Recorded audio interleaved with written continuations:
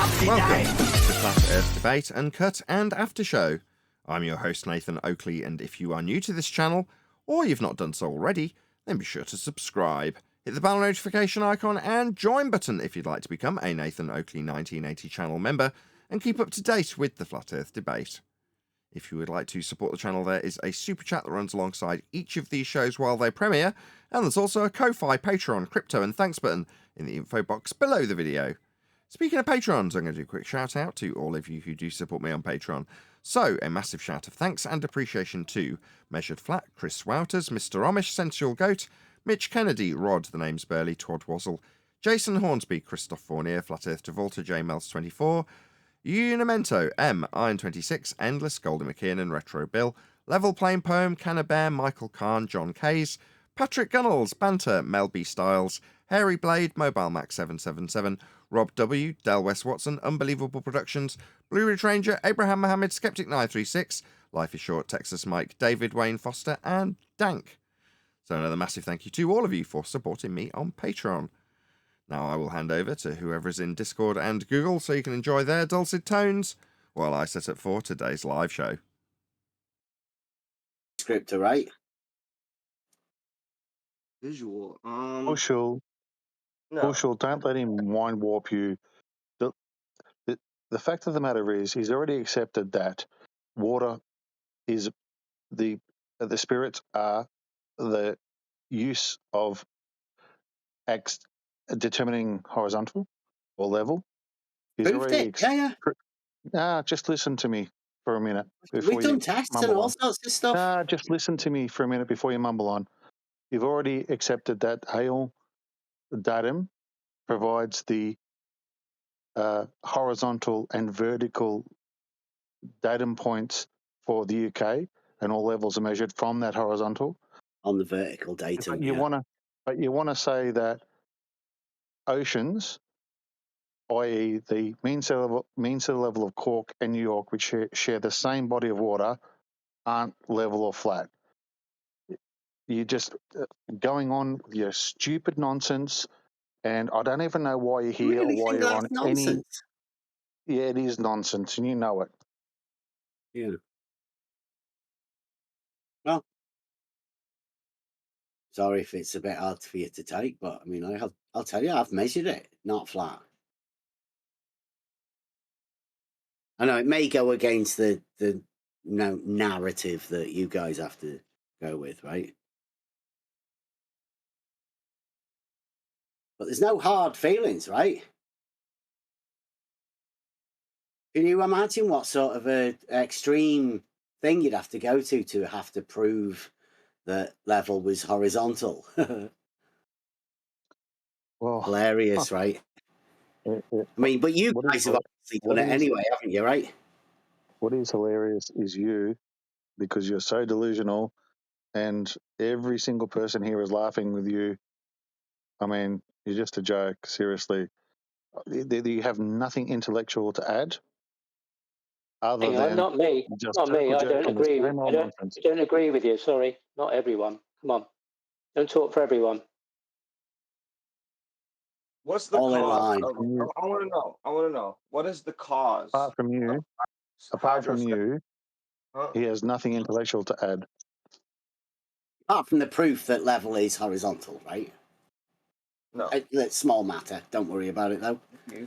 Level is horizontal is flat. All the same, which you, for some reason, can't agree with. There's no need to. Yeah, there's no need to add in flat. Have you ever seen a water level? I mean, flat would be one of the last things you could say about it.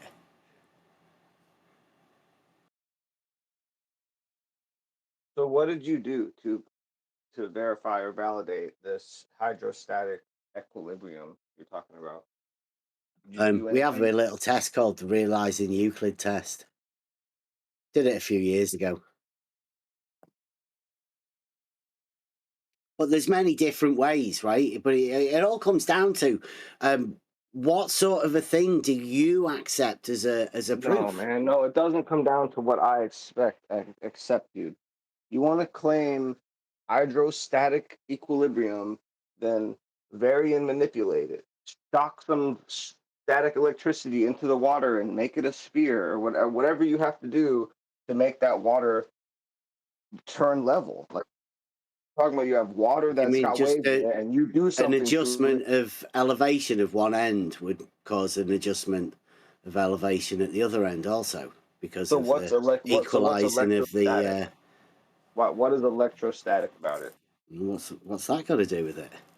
Well, that's what you said it was. You No. said the water is not seeking its level; it's just electrostatic disequilibrium or whatever. Hydrostatic. Hydro being water, static being of no movement. Hydrostatic equilibrium. That All doesn't parts exist. within the contained body It's having just an okay. So it's equal. just word salad for sea Yeah, level. don't Okay, worry. Some sort of that's fine. nonsense. All right, you guys can have him, dude. I'm done.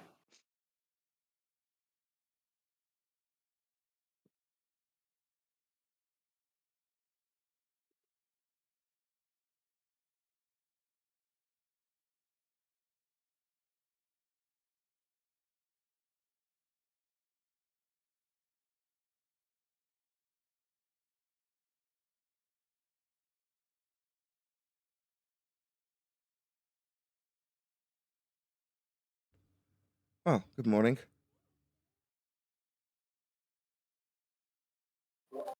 Good morning, Nathan. Good morning, All right. guys. Good morning, team.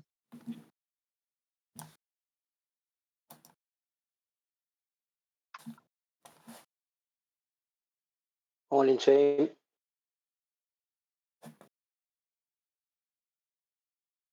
the hell is Bev talking about now?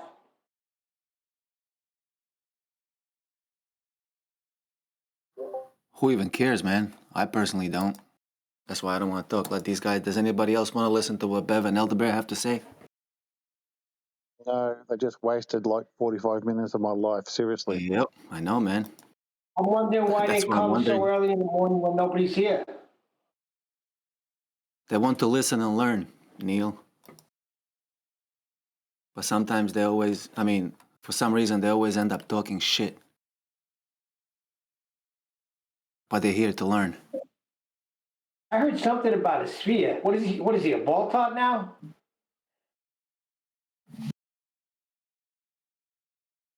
I don't even care, man. To be honest, What's I the came in plan at for the end. today? I came in at the end, so I don't even know what they were talking about. Yeah, who even I cares, just heard bro? that annoying voice.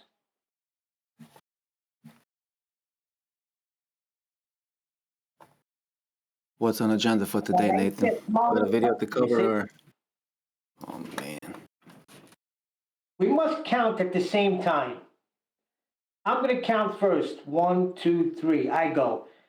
Fallacious modus ponens. Fallacious modus ponens.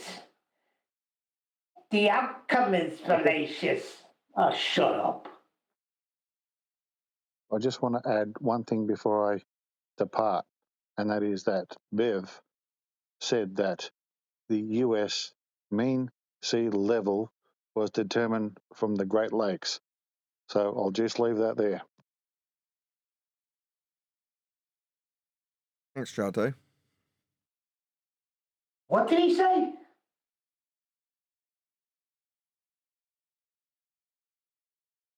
That the mean sea level in the US was determined from the Great Lakes.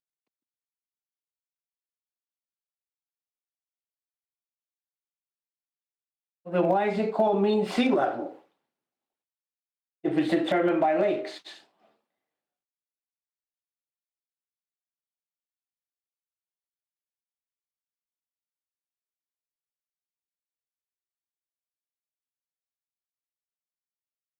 Not sure if it was recorded, but that's what he said.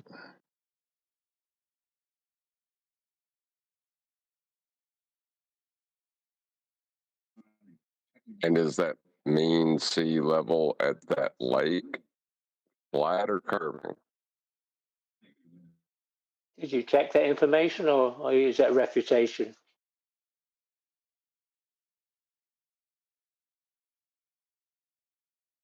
I found a source here that says Great Lakes water levels are measured from an elevation reference point referred to as the International Great Lakes Datum. Nothing about the ocean, or it's like their own sea level, their own water level. Sorry, not water level. I mean water at electrostatic equilibrium. No, we were having a conversation about mean sea level, and I said the mean sea level from Cork to New York was the same mean sea level because they shared the same body of water. And he went on to say that the mean sea level from the US was determined from the Great Lakes. No, that can't be.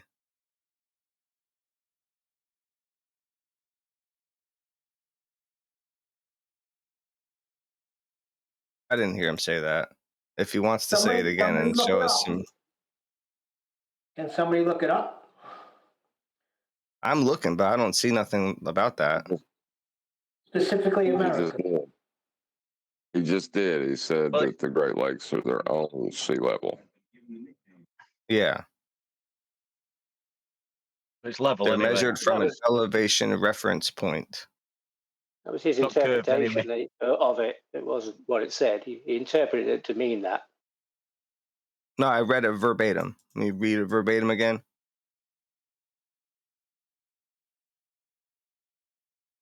It'll be all level anyway. At the end of the day. Who's that, Elder Bev? Yeah, level's not a flat plane because there's different levels. Is still their argument. It's. I mean, none of it's going to be curved. Large bodies of water or ocean won't be curved.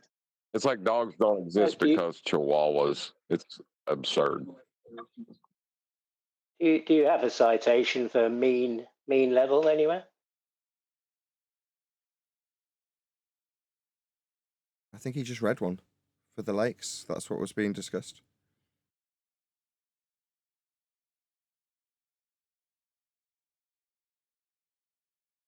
Yes, I have one.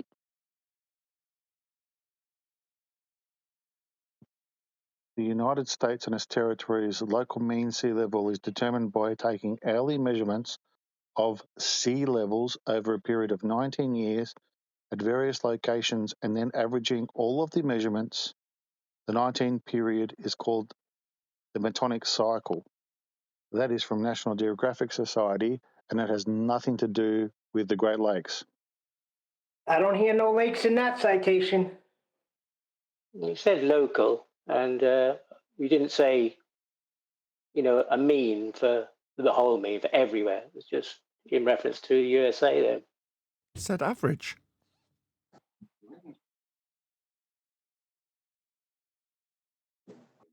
So this flat plane over here and this other flat plane over here aren't flat planes because they're at different elevations. Is that what we're supposed to get from this? Like, what is the point? It is the dumbest argument I ever heard in my life. Yeah, and it's sea level, not sea and lake level. Yeah, the level of the sea, the rise and the fall of the sea. Yeah, you're right. Right, and is the Great Lakes a sea? I don't know. I never mentioned the lakes myself. Yeah, but you're talking about rise and fall of sea level. Okay. Yeah, the rise and fall of this flat expanse, averaged. No, the rise and fall on the vertical datum, nothing to do with horizontal. What, sea level's got nothing to do with horizontal? Vertical datum? What, vertical with respect to a perpendicular horizontal has got nothing to do with horizontal. They're intrinsically linked. That's very measured on the vertical, nothing to do with the horizontal. So the vertical datum is. So that all of these different flat planes, measured and then averaged, are flat planes on a vertical datum, is what you're saying. Yeah, that's what you do with the data that you measure. But what are you measuring? The height of a vast expanse of ocean. all taken to be flat at a given level, given height, and then averaging those heights of all those different flat levels. John just went through it like 2 minutes ago. And how crap an argument it is to then suggest that all of these flat planes expanding out in thousands of miles directionally aren't flat. It's absurd. Flat with the bits that are not flat taken off. That's what you mean, really. So when they take the average and they get the height, the sea levels that they're going to be averaging, yeah, that height is one number with respect to a horizontal expanse that is all flat. It is all taken to be perfectly flat. Otherwise, you'd have more than one number, wouldn't you? Yeah, you would. So we're dealing with a flat expanse, and the number of that flat expanse is on the vertical. Yeah, the flat. Say again, really close up to my mic. The flat expanse is given one number. That one number represents thousands and thousands of miles of flat expanse. It's flat. Can't be anything else if it's one number on a vertical datum. And we're talking about the sea. It's all flat, lads. Did you hear that word? You never measured it. Did you hear the word? Anything. It's all flat. No, I was taking your example. Your example you gave me on the vertical datum. And you're going to tell me I've not measured your example that you verbalized? That seems like a bit of a burden of proof reversal fallacy when I'm responding to your claims of your measurements that you refer to on the vertical datum. Those are yours, not mine. Why would you suggest that I should measure something I'm responding to that you've claimed? This seems very pathetic, like something a loser would do when they've lost. Suggest that the person who's pummeled their claim of non-flatness should go out and measure something based on what they have suggested is being measured to show how not flat it is, with one number on a vertical, one number representative of an entirely flat surface that's going to be averaged against a load of other completely flat surfaces. Flat. That's how Earth's being measured and averaged in this instance. Every single number on that vertical datum represents a flat expanse. Otherwise, it'd have more than one number. Second time's a charm. See if you can respond to what I've actually said.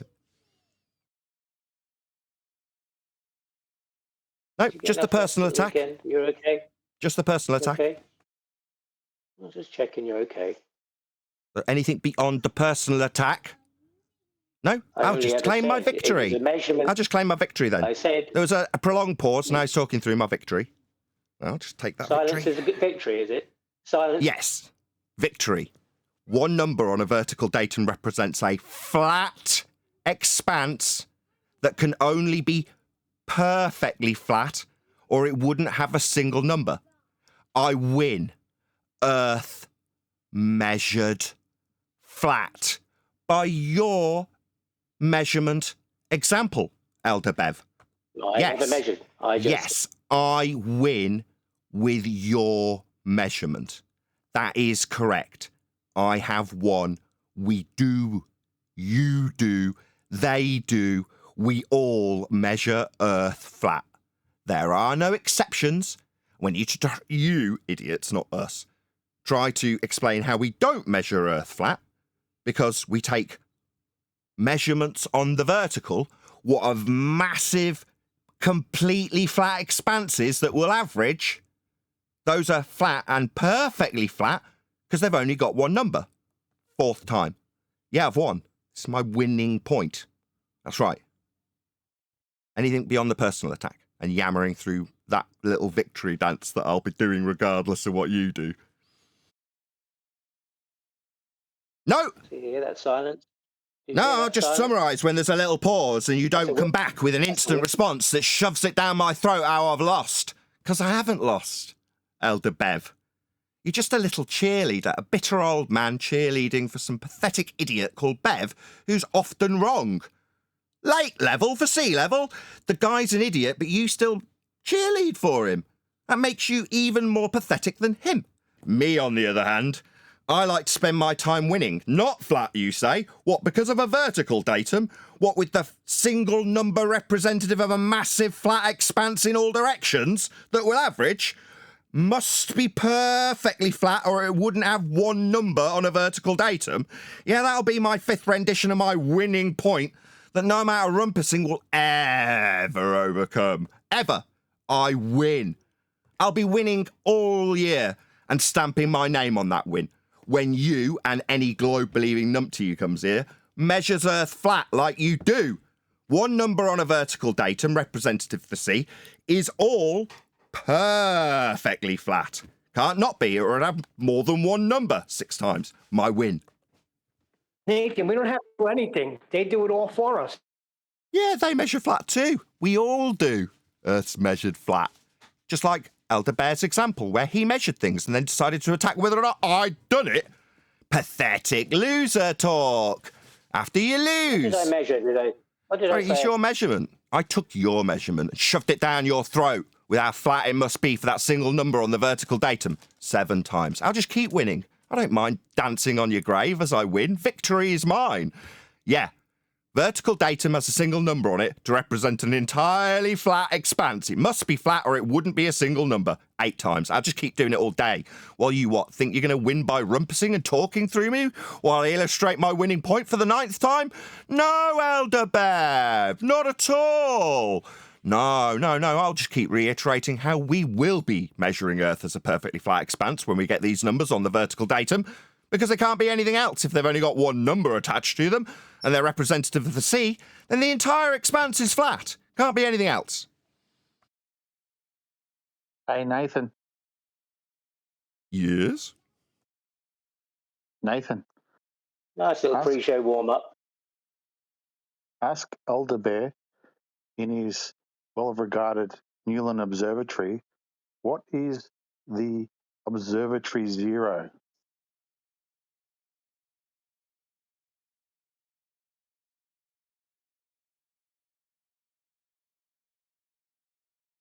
It's a flat reference to a baseline.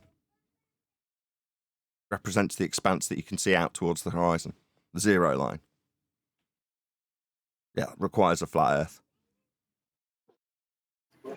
Can you guys not ask Elder Bear anything anymore, please? Can we move on with conversation, guys? If he continues to interrupt, he's going to be disconnected. Elder Bear, I hope you heard that. He only wants to wait till there's a long, protracted silence, and then I start talking, to then start talking through the top of me, to try and frustrate me in his loss. That was what that little attempt was. Yeah? I'll annoy him through his victory, because he's lost. That's all he's got. Yeah, I know I'm subservient to my emotion, like, your people. That's a personal attack, second attempt. So 2 protracted silences and 2 personal attacks is what we've had to my 9 renditions of the same point he can't refute. No, single point of datum that's vertical would require that represented an entirely flat, I'll say it again, with the intonation on the word flat, expanse that's going to be averaged against other flat expanses. That's a win 10 times over. Your 2 personal attacks and 2 prolonged silences and continual rumpusing through my wins. You think that's a win? And that's because you're a sad, bitter old... You're a bitter old man. And you can't take someone else winning. Yeah? Like a belligerent child that never grew up. When you lose, you rant and have a little temper tantrum through the top of the person winning. You snatch their medal from them. You smash the victory trophy. That's what belligerent children who lose do. You never grew out of it, Elder Bev. Ever. It's sad. Well, I'm just trying to follow your, thing. Oh, are you going to throw this back at me? No, Elder Bev, you're not going to reverse this pathetic loss that you've suffered here. Flat is the argument. Sorry, Nathan. That's another 4th personal attack. Yeah. Meanwhile, flat is the expanse with respect to the vertical, because that's how it's measured in its entirety, to have one number. That's 11 renditions. He has got nothing but 4 personal attacks, 2 protracted silences, and non-stop interruption and rumpusing through the winning point. That's what Elder Bev's got. I just mentioned the vertical datum. No other measurement. I didn't mention the measurement. Just said it was a point on the vertical datum. That's all I've said. Yeah, sea. So I said something about sea level. measurement. I never did. For sea level, measurement of sea level, right? Yeah, the vertical rise. Yeah, but that would be a sea that's expanded out not vertically, horizontally in all directions, and to ascribe it a single number, it must be considered perfectly flat. That's the 12th time I've rebutted it. No. Yeah, that's right. It's where I win. Yeah, now I'm having a little dance on you as you try and flip it around like I've lost. No, I haven't. I won by proving Earth measured flat with your example. Your little temper tantrum that you're having through the top of me every single time I reiterate that isn't making its way to the audience, by the way. Yeah, your line remains closed as I illustrate my winning point. You're nothing more than a dancing light on a sound desk as you attempt to rumpus me. That's all you are. The rise and fall Can of I the point water something level out? is a I vertical don't think measurement. you realize That's all I this. said. The rise and fall of sea level, the level that must be ascribed to Of the single level number. of the water. The water's not vertical, my friend. Water expands out horizontally. Do you not understand how water works? That's what we're actually measuring. The level of the water with a single ascribable number. That would be a flat expanse to ascribe it a single number. Not multiple numbers to account for the waves. No, it would be flat, perfectly flat, to give it one number. 13 times. As I said, I only mentioned a vertical datum. Well, And I mentioned now, on that vertical datum, you're talking about a horizontal of water called sea level. And that's what you're actually measuring on that vertical. And that must be flat to give it a single number. That's 14 times that he's going to respond with what he isn't doing. Now, what you are doing is measuring Earth flat. That's 15 times I've told you, Bear. I never said anything about measuring it flat. I did. I said that the sea level's flat. It must be to ascribe it a single number. I said it 16 times. All you've done is chant through it and offer up personal attacks and protracted silences. Because you lost. You said I said that, and I didn't say that. I said you said you've got a vertical datum. I said in response that you'll need a flat expanse to give it a single number. I said it 17 times, you know. A relationship on the vertical, yeah. Yeah, for the horizontal expanse that must be flat to ascribe it a single number 18 times. I win, Bear. What you're looking for now is the neutral outcome, where the circular notion of this argument perpetually being argued without the victory being declared because of a lack of concession. Yeah? That's what your little tactic is trying to fulfill here. No, that's all right. I'll just take the victory dance. I'm not going to repeat it a 20th time. No, for us to have a single number on a vertical datum for sea level, then that level must be flat in all directions to give it a single number. Earth is being measured flat by this example. Earth is flat. That's precisely how it's being measured in this example.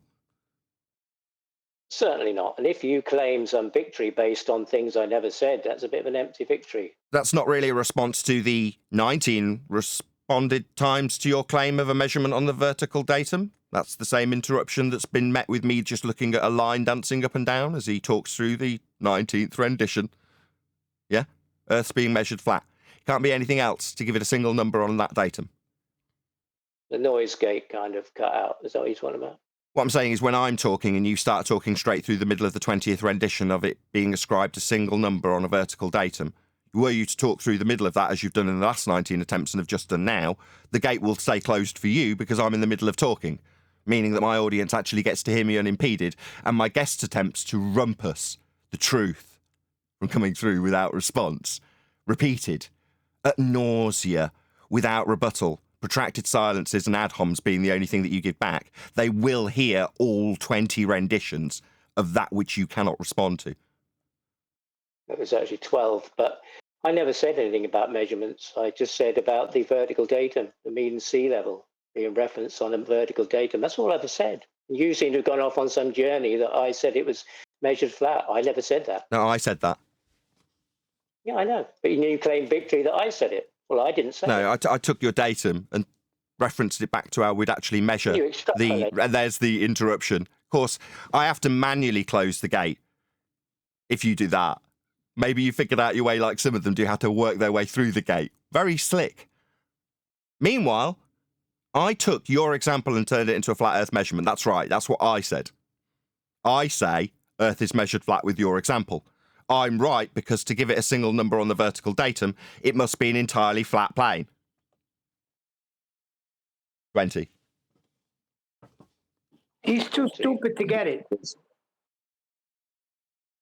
Does he ever think about applying his own logic that he uses against level being horizontal? You could do the same thing with plumb and vertical, and you wouldn't have a vertical datum if you'd done the same thing. he's attacking the conceptual idea of the measurement. And I don't understand why he's doing it, because if you apply his logic, he doesn't even have vertical datum at that point. Because there's micro-inflation in all material. Stop a second, John. Your responses are painful. He won't have anything to respond to them with, so it's better that the audience don't hear them. So what he's doing is he's chanting through the top of you when you make your conclusion. The word because isn't a lead for him to talk, but he did anyway. Because this is painful. He's got no response to it. He must stop it reaching the audience's ears. That's why he's talking through. The thing is that... And now he's decided he's going to pick up the reins with this thing is... No, he's still in the same sentence. So I'll just close that line. Go ahead, John. Well, the thing is, the argument they're applying to saying that level is just a point, you can do that with vertical as well, and then you don't have a vertical datum for these measurements. It's nonsensical. Your argument is self-defeating to the other claims that you make. I don't understand why you're saying it.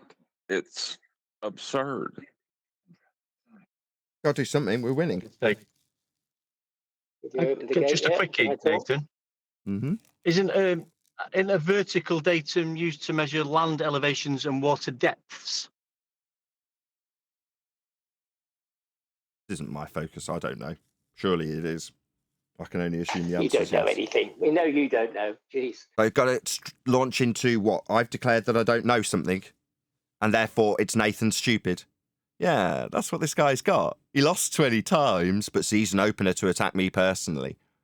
Do it again, Elder Bev, without an example that's been held in debate, and I'll just remove you from the server today, and you can come back tomorrow, because you obviously can't tolerate actually listening to people's discussion. You're just looking for your opening to attack me personally. It's really glaringly obvious. I never spoke over John. You're just misrepresenting that I was. You just started telling the audience how stupid I was because I declared my own ignorance in regards to a subject I've not studied. That would be honesty. Well, I don't know about this subject particularly well. I'm sure the answer to your question is yes by pure logic, but I've not studied this. But Nathan's stupid, he doesn't know anything. No, Elder Bev's a bitter old man and only here to poison the well. Bitter old man. Now, those are demonstrable facts. You are a bitter old man. That's easily identified by any audience member. Me self-confessing ignorance to a subject I've not studied is no worse or better than anybody else who hasn't studied a particular subject that's being discussed. Meanwhile, my 20 renditions and win weren't addressed by you. Elder Bev doesn't know anything about how flat it must be to reference C against a vertical datum. He's just stupid. Doesn't understand that it's intrinsic and that the C isn't moving vertically, it's an expanse horizontally that must be ascribed as perfectly flat to give it a single number. I mean, I'll give him 21 renditions. Now, did I launch into how stupid this bitter old man was at the end of that? No! But he sees one little opening for self-declared ignorance on my part and launches into a personal attack about how stupid I am. I don't know anything. So what, because I've declared ignorance in this regard, I don't know anything? No, that's the ramblings of a bitter old man. That'll be you, bitter old man, who lost 21 times to me. Now you need to see if you can get your revenge for that loss by attacking me personally and saying I don't know anything based on self-declared ignorance. No, I'm afraid not. I know plenty of things, like how horizontal a single number on a vertical datum with respect to C will be. I know that. You didn't know that. You're a bitter old stupid man, aren't you, stupid old man?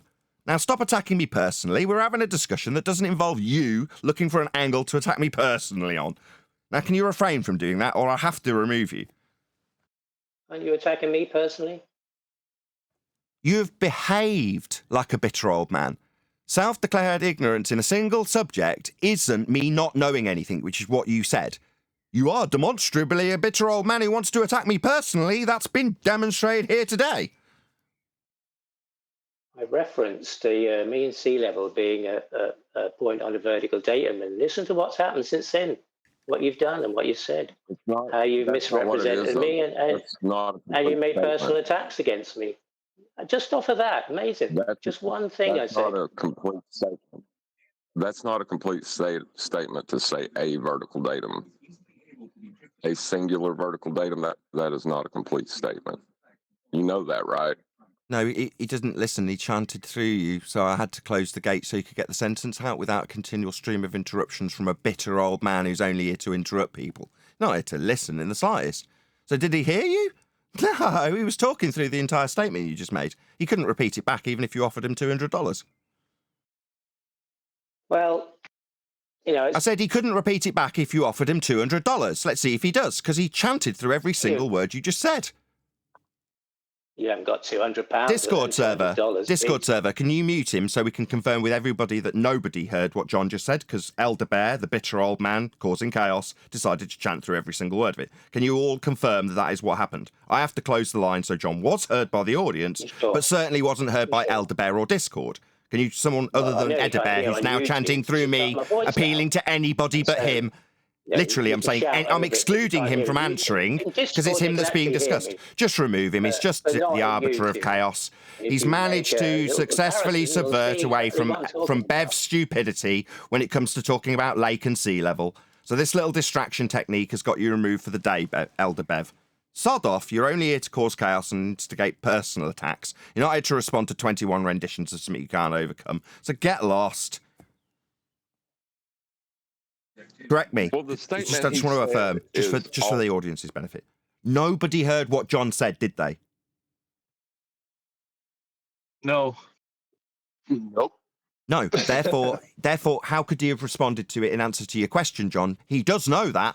No. By incessantly chanting through you, he didn't hear you, therefore doesn't have to respond to you. That's his tactic. It's fairly standard, fairly J-trig, fairly rumpusy. Well, I was just going to correct him when he says it was just a vertical datum. Level is just a point on a vertical datum. That's not what it is. It's a point on all vertical datums. He only said part of the statement, which made it seem true, but it's not a single datum that you're talking about. Certainly isn't lakes. Talking about. Oh no, it's the sea. Who was it that said that it was lake level?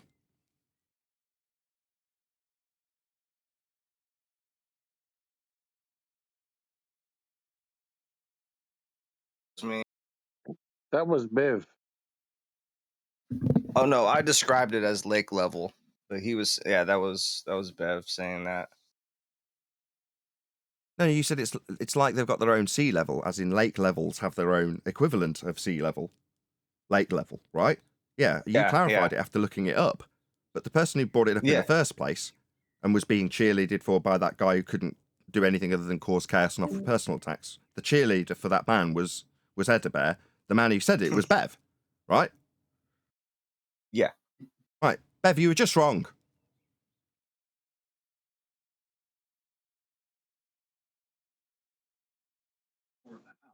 You would think he would know that too. And the argument that they use about there's no level because of undulations, we have no vertical either if you apply that logic to it. It's the idea of the conceptual or the idealized form of something not existing because it doesn't exist in nature. Well, no kidding. It's the conceptual idea that you're going to apply to an aspect of nature. It's like ideal gases. It's the same argument that Baltards use when they try to say that there is no ideal gas. So gas law doesn't apply. You know what I mean? Yeah.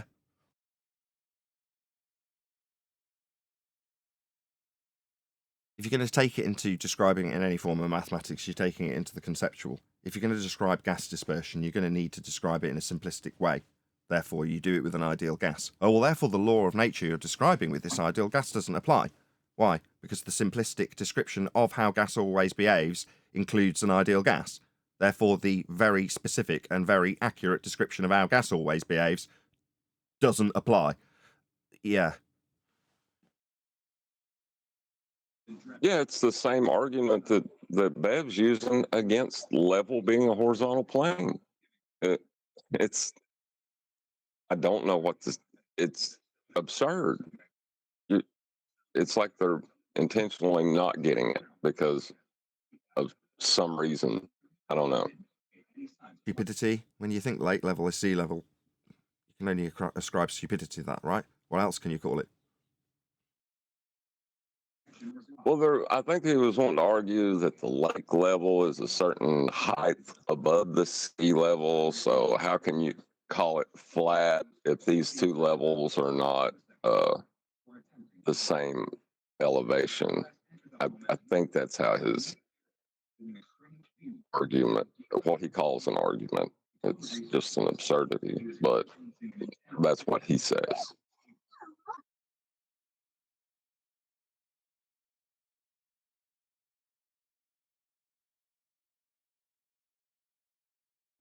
How are you? Hello. Good. Good morning. Slightly dry mouth. I normally get drinks together during the pre-show while you guys are getting sound checked and warming up, but we launched straight into a 21 rendition of datum points having single numbers and therefore requiring a completely flat plane to have a single point on the vertical datum when referencing the sea. At sea level. Horizontal. Perfectly flat with one number ascribed. That's the 25th rendition of that particular argument that had no response. We were met with a string of ad homs, personal attacks, protracted silences, and rumpusing as a result. But you feel free to check that out if you remember. Someone joined as a result of whatever I said yesterday in the live show and became a member and then left a nice comment after the fact, after watching some material. Someone else said, I haven't got my free membership anymore, how do I get that back? Well, some kind fellow in the chat had actually paid for your membership and gifted it to you. So when it ran out, it's like $2 for you to continue the membership. So if you enjoyed it, which many do, I get a lot of comments, then please join as a member. It's a couple of bucks. If you've had an expired membership recently, be aware that someone had to pay for that for you and maybe thank them for it, because they will have made you aware when you got the free membership, unless you weren't actually there at the time, which seems unlikely. Anyway, please become a member if you've not done so already. And if you are one of my members, check out the prolonged 21-22 rendition of the same Earth must be flat to measure this argument in the pre-show. Any evidence you can acquire an elevation angle measurement from a curved baseline? Try and keep the answer lengthy so I can go and get a drink of pop. No, and my membership's running out too, Neil Cosentino. No, that's an impossibility. John, you want to expound on that? Because I'm driving. I will spend on Right. that, Nathan Oakley, if I can. I said John, but go ahead, George. I mean, Okay, but hold on, is this Johnny? yeah, it's Johnny. I just want to spend Johnny, on listen, you're gonna the have elevation to. angle. But listen, go. Okay, that's all right. I will just spend on what Nathan Oakley is talking about the elevation angle to the polarities. But maybe you have to point the finger on. It's maybe more simpler for people to understand. If you point out the circle of equal altitude to the GP of the polarities, we have circle of equal altitude around the Polaris, and the Polaris is in the middle of all the stars that's revolving around the Polaris, and therefore we have the middle point that we call north. That is Polaris is the middle point, and it's not moving at all. Yeah, at least not so much. And if you take elevation angle everywhere you stand, you get circle of equal altitude around the GP right onto the Polaris. Yeah. And people have to understand that. I totally agree. Equal altitude. Sometimes, Johnny, you are fantastic, and I could kiss you. Because, yeah, I couldn't express that better myself, and I couldn't reiterate the point in terms of what we should focus on better myself. Absolutely, without question, what you have just described is my primary focus moving forward in this year. Yeah, we measure Earth flat.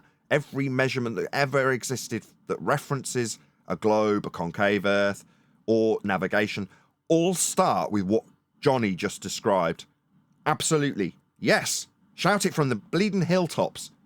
Also, shout out to Jardo, who had the the majority or the lion's share of the pummeling in the pre-show. So I tallied off after he lined up all the dominoes as I normally do. But he's gifted me memberships, or gifted me money and gifted you memberships if you've picked one up for free. But Jardo was the one that was doing the citation digging, along with who else was involved in that one? I'm not sure. You're right. I'm Johnny B, and there you have it. No, I know you're ace. Also, shout out to Bushel, but you two guys did really well in the pre-show, and you buying members for people is also fantastic, Jardo. Thank you very much.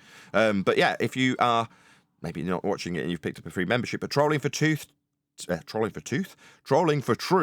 Tarot, Jin DeLee, Angle of Elevation, Richard Brown, Lee, where have you gone? Lee Brown, Geo Ptolemy, Edo San, New Moon, Terry Sims, Quelrick, Bible You all picked up free memberships. No, the last two didn't. They were just comments.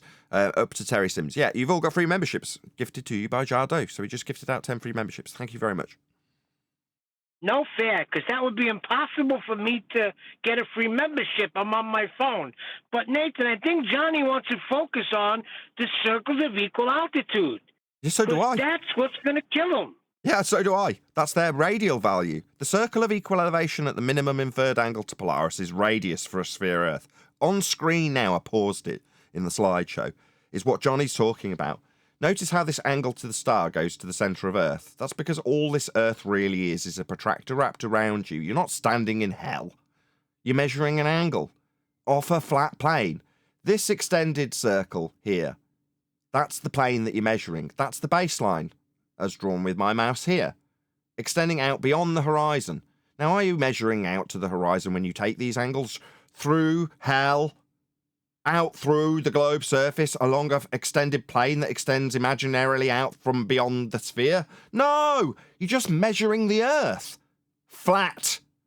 You have to transpose it into hell for it to work, because these are all based on angles, including the globe's radial value. Minimum inferred elevation angle to Polaris gives you the radius value by way of a derivation of the outside edge we call the equator. What is the equator? Well, you'll know it as two things: outside edge of a sphere and the point that you can't see Polaris anymore. That's where it fades into the horizon.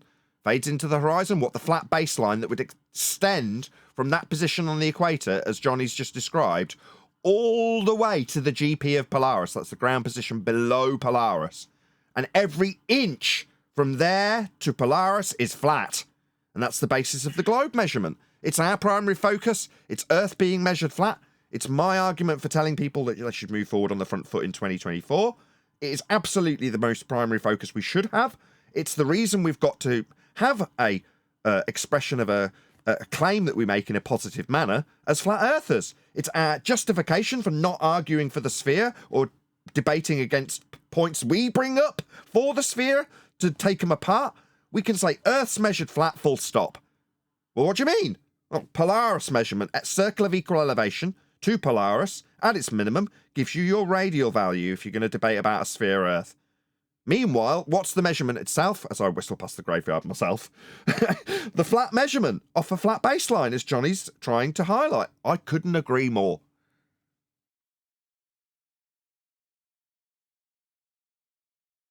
Me too. So that's 1 degree in the circle around the Polaris. 60 nautical miles every degree. 1 degree. That's point number 2. Yep, all flat. And every step up to it, as you increase your latitude, as the star rises with respect to the horizon, every circle you would measure for your latitude is the same measurement. A straight line between you and the GP of Polaris, an angle up to Polaris to give you your latitude. That's the circle of equal elevation that latitude is. Flat Earth required. Now, here's a guy, Johnny, that was a captain on a boat who's done celestial navigation. How come I don't hear Bev? How come I don't hear Elder Bev? I don't hear them right now. Oh, I actually looked it up. Johnny's gone, No, it turned out for you. Just because he had a fishing rod and a lilo doesn't make him a captain. He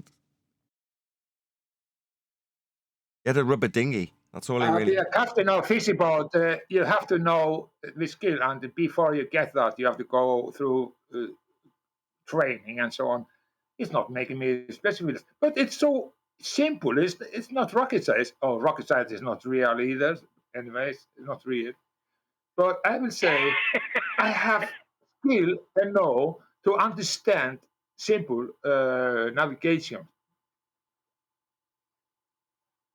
It's flat. It's The Greeks knew that. Right, we're going to do a video later, but what I did in lieu of I tend to find Brian tends to join the show a little bit later. Let's just start the slide reel going again. We're going to cover a little section that I trimmed out. Now, when Brian actually gets here and hopefully posts a link to the original, or I'll get it from my video because I've obviously linked his in it, we'll go to a particular section that he used an equivalent diagram to what I just had on screen in my slideshow, which is to show the angles with respect to a flat plane to the star being measured. Now that I'll leave for Brian to get his teeth into because it was him that shared this with me. So I have actually watched this 2/3 of the way through already, the video that's being referenced as opposed to this, which is my video. So I'll put a link to this first because it's mine in the chat. And then when we do cover the video in full later, when Brian toddles along, if he toddles along, if not, we'll be doing this tomorrow. Like I say, we'll cover the video in its entirety then. But for now, this is my video in the live stream chat, so I won't bring the chat up for you to visually prove that I have shared my own link to myself when you let me know that Nathan sent me to my own video.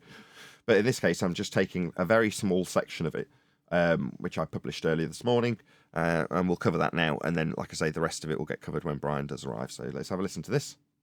On the left-hand side, you can see the date, longitude, and latitude. These angles are off a flat plane. As well as the zenith distance, both of Musita and of Alderaan. Angles off a flat Earth are required. Musita is labeled with a green circle on the left, and Alderaan is labeled with a blue circle on the right. As a reminder, the zenith distance is the angle between the star and the zenith directly above you. You're going to need a flat Earth for 90. It is equal to 90 degrees minus the altitude over the horizon. Horizon proving a flat baseline. So the larger the zenith distance, the closer to the horizon. We all measure Earth flat. Earth is flat. It's required to navigate. Nice. Yeah, that's it. Very short video. I was going to turn it into a shorts video, but after I published it in widescreen, I just thought, sod it, I'll leave it as it is. So I just stuck it on TikTok in the TikTok format and didn't bother putting it on YouTube as shorts, even though it's less than 60 seconds. So it strictly isn't a shorts video. It's just a very short standard format video. Now, is the illustration to go with it? Yeah, of course I did. I dropped in half a dozen. What I didn't drop in was the one that's at 1 minute 11 on his own video. So in preparation for when Brian gets here, I'll actually bring that up now from my... So this is what I do, right? When I say to people, please put a link to my video in your video if you're to respond. Well, this is my example, right? Because this is my version of that. So he's made a video and I'm coming along and going, right, I want to respond to you and show you how you need a flat Earth for these angles. What, minusing from 90? You mean like in a square box with like 4 90s in it? One of them's the baseline of the ground for the angle to the star, and that's a flat Earth, mate. Yeah, me going through that as a very short, snappy response. Obviously, I've been less concise because I'm on a live show now.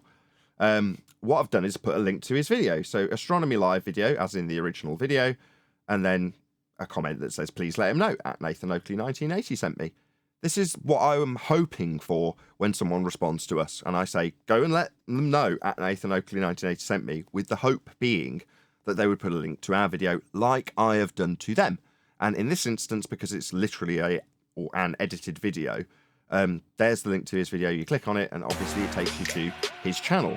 So then you can gain the YouTube love that we don't get. So this is me doing it as a edited videographer, if you will, rather than a live stream one where I stick it in my live chat. Yeah, that's what I'm hoping for, because most of these guys won't do a live stream to respond to one video we've made. The chances of them being able to do it on the fly, and it's not stereotyping, but for the most part, I would suggest that after 5 or 6 years of doing this, we've got it down pegged so that we're comfortable, relaxed, and it's off the top of our head that we're freshened up on every day to respond to stuff live. And much as I'm sounding like I'm blowing our own trumpet in this regard, we're a dab hand at it because we've been doing it for a long time. Most videographers aren't daily responding to material. So therefore, on the most part, it's going to be an edited video that we get as a response if we critique someone else in terms of their nonsense and flat Earth requirements for their globe proofs that they're offering that aren't. So anyway, I've got this queued up now, so I might as well bring the diagram up that I was going to suggest that we had a look at, though, because he used, as you ask about diagrams, just an absolutely brilliant diagram.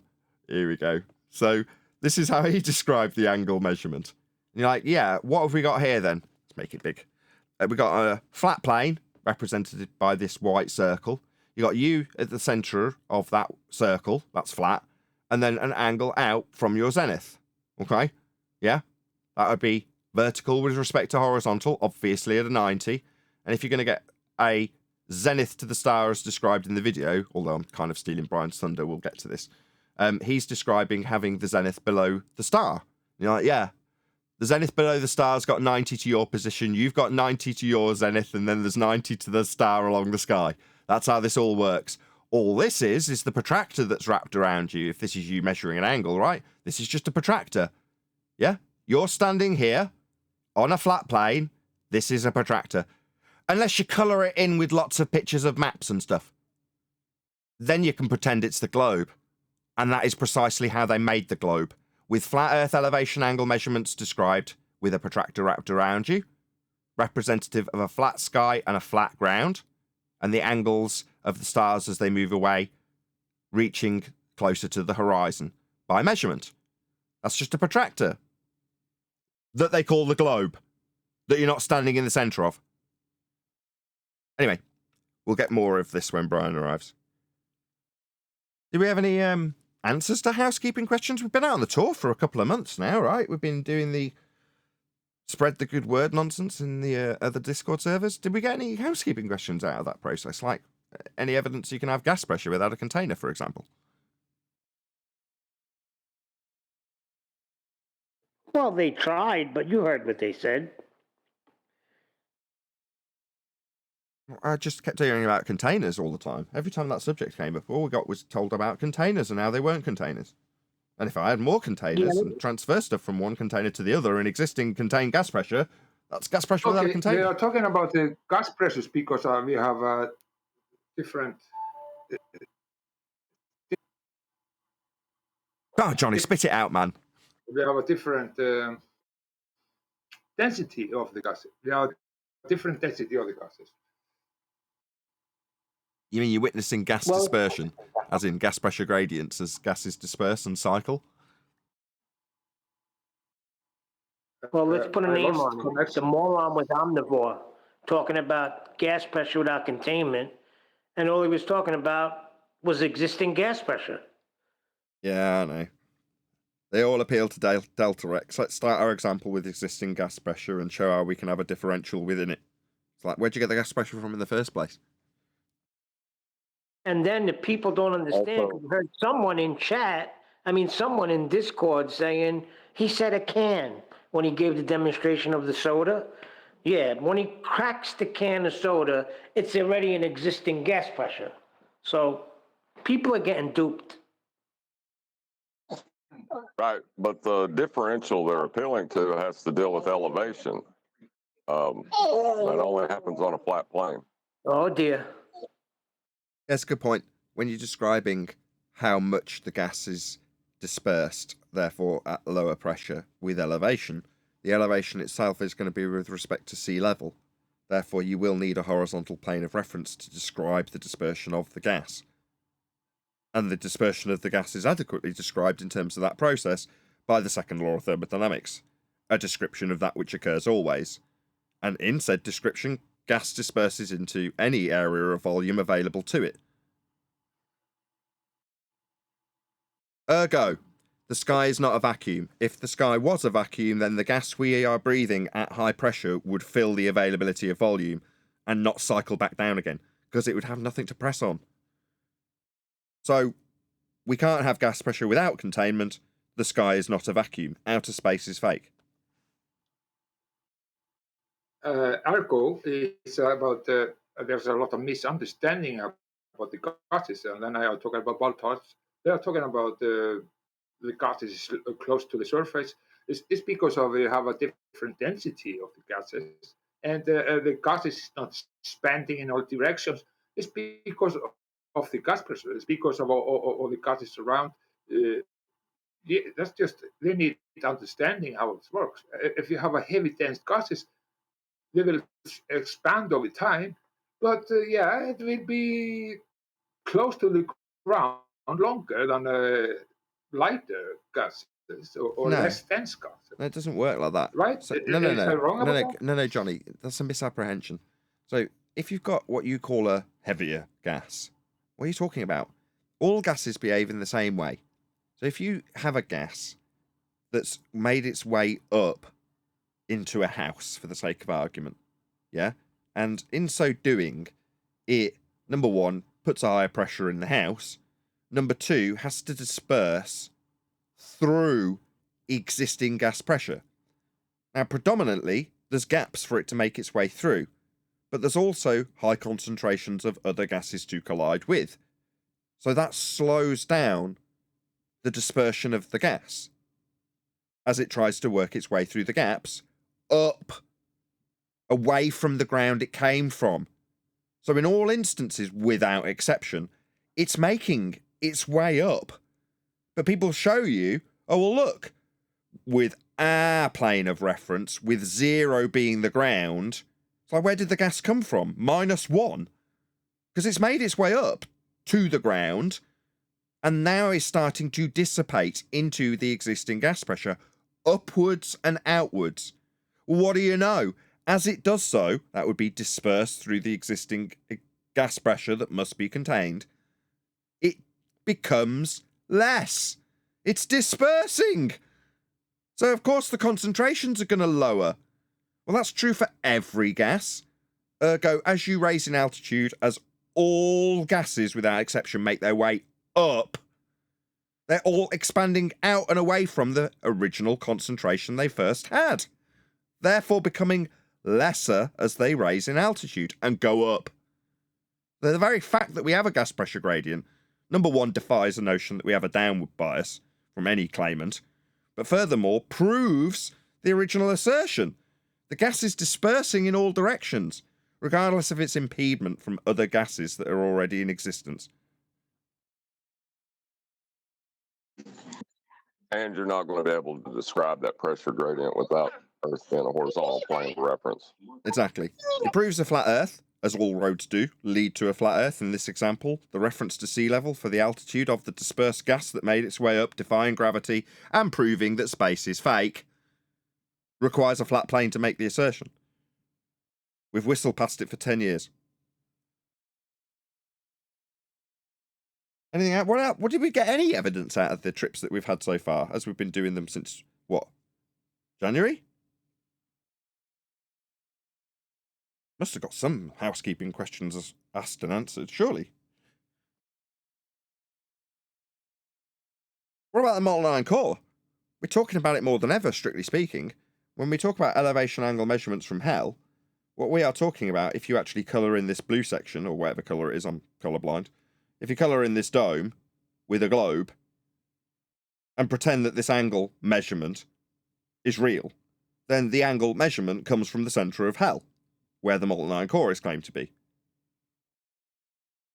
So we are talking about it quite a lot. So surely we must have asked, is there any evidence of a self-perpetuating molten iron core at the centre of the globe Earth protractor? Well, there was a guy talking about the Earth sonograms the other day. He wasn't talking about Earth sonograms, was he? Was he talking about P waves? He What was was he making a talking claim about P waves and S waves. Earth sonogram. Was he? Who was talking about Earth sonograms? I vaguely remember actually how you said it. Oh yeah, there was a guy with a seismology claim. Yeah, he's the one that said that they were getting an angle of return and admitted to the angle of return. He just wouldn't give with what respect it was to. I haven't released that yet. That's why if you're not a member, you won't be familiar with what we're talking about right now. You'll have to become a member to watch it if you want to watch it immediately. but it's the last. Was it Friday? Yeah, it was. It was Friday's show. In the pre-show, that's what we were arguing about. Exactly that. Is that correct? My memory's so vague.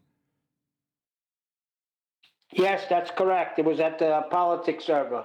Right, in the pre-show. Yeah, so you'll have to be members only. It will get released eventually, so if you're not a member, I don't put it behind a paywall so that I can bleed people dry for the truth or withhold truth or any of that kind of crap that sometimes people level out. Or I do it primarily to make money. Obviously, I've got to pay the bills.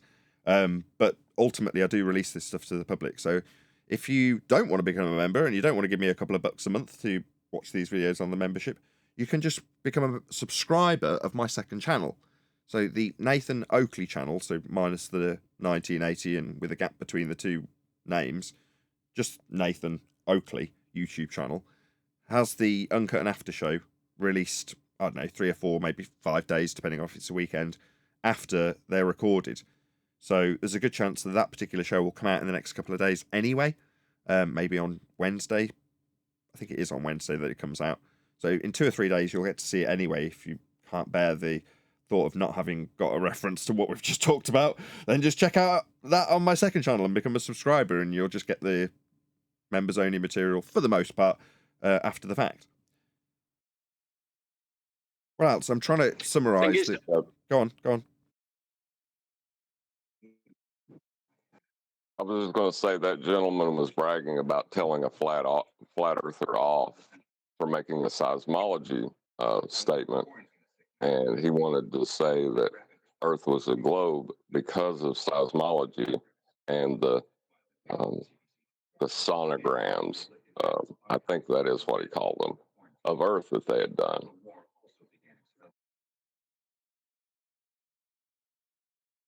At the moment, we have the most ludicrous backlash to some of the things that we put to people, and all it ends up is in the same circumstance each time, which is a rinse and repeat of the original claim, a hand-wave dismissal of the rebuttal, perhaps sandwiched in with a personal attack.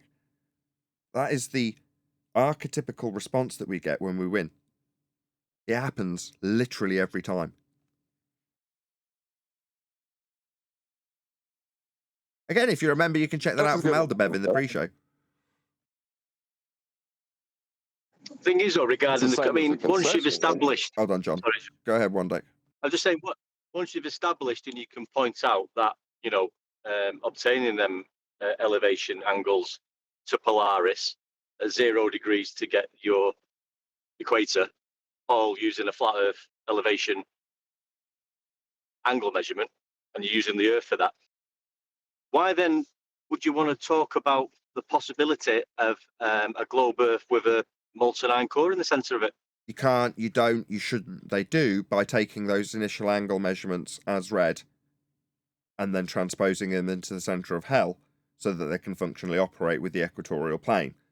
Then they suggest that you've got a globe surface that has parallel light rays and parallel planes with respect to the globe surface, or a tangential acquirement of a horizontal plane to measure angles running parallel to the centre of hell. That's what they have to do to keep their globe faith alive. All of which is derived from the initial flat Earth measurement as per the 2 circles of equal elevation on screen now. GP just means the position below the star. The angle, in both instances, moving to the left and to the right of the page from the centre point, are angles that you measure on a flat plane to a star. If this was Polaris, this would be a latitude. So that is to say that if you are on this latitude, you measure the GP position of Polaris along a flat plane. Let's say this is 45 degrees. Then you take a measurement of a different star, and it too has a flat plane that crosses it. This is celestial navigation, by the way.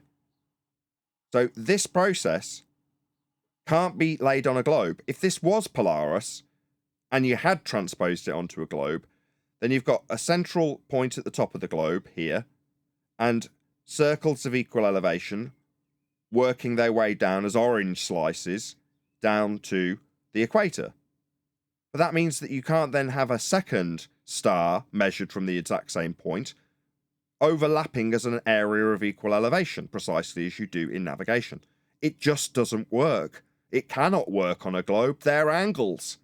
Even if you transpose lines of latitude onto the globe and make your position a protractor, you then can't lay another second area of equal elevation over the top of it along a flat plane because you don't have one. Meanwhile, this is actually how it's done. You just measure two circles at the GP points. The videographer we covered, Astronomy Live, said the same thing when he's describing minusing from 90. It's the exact same process. We all measure Earth flat.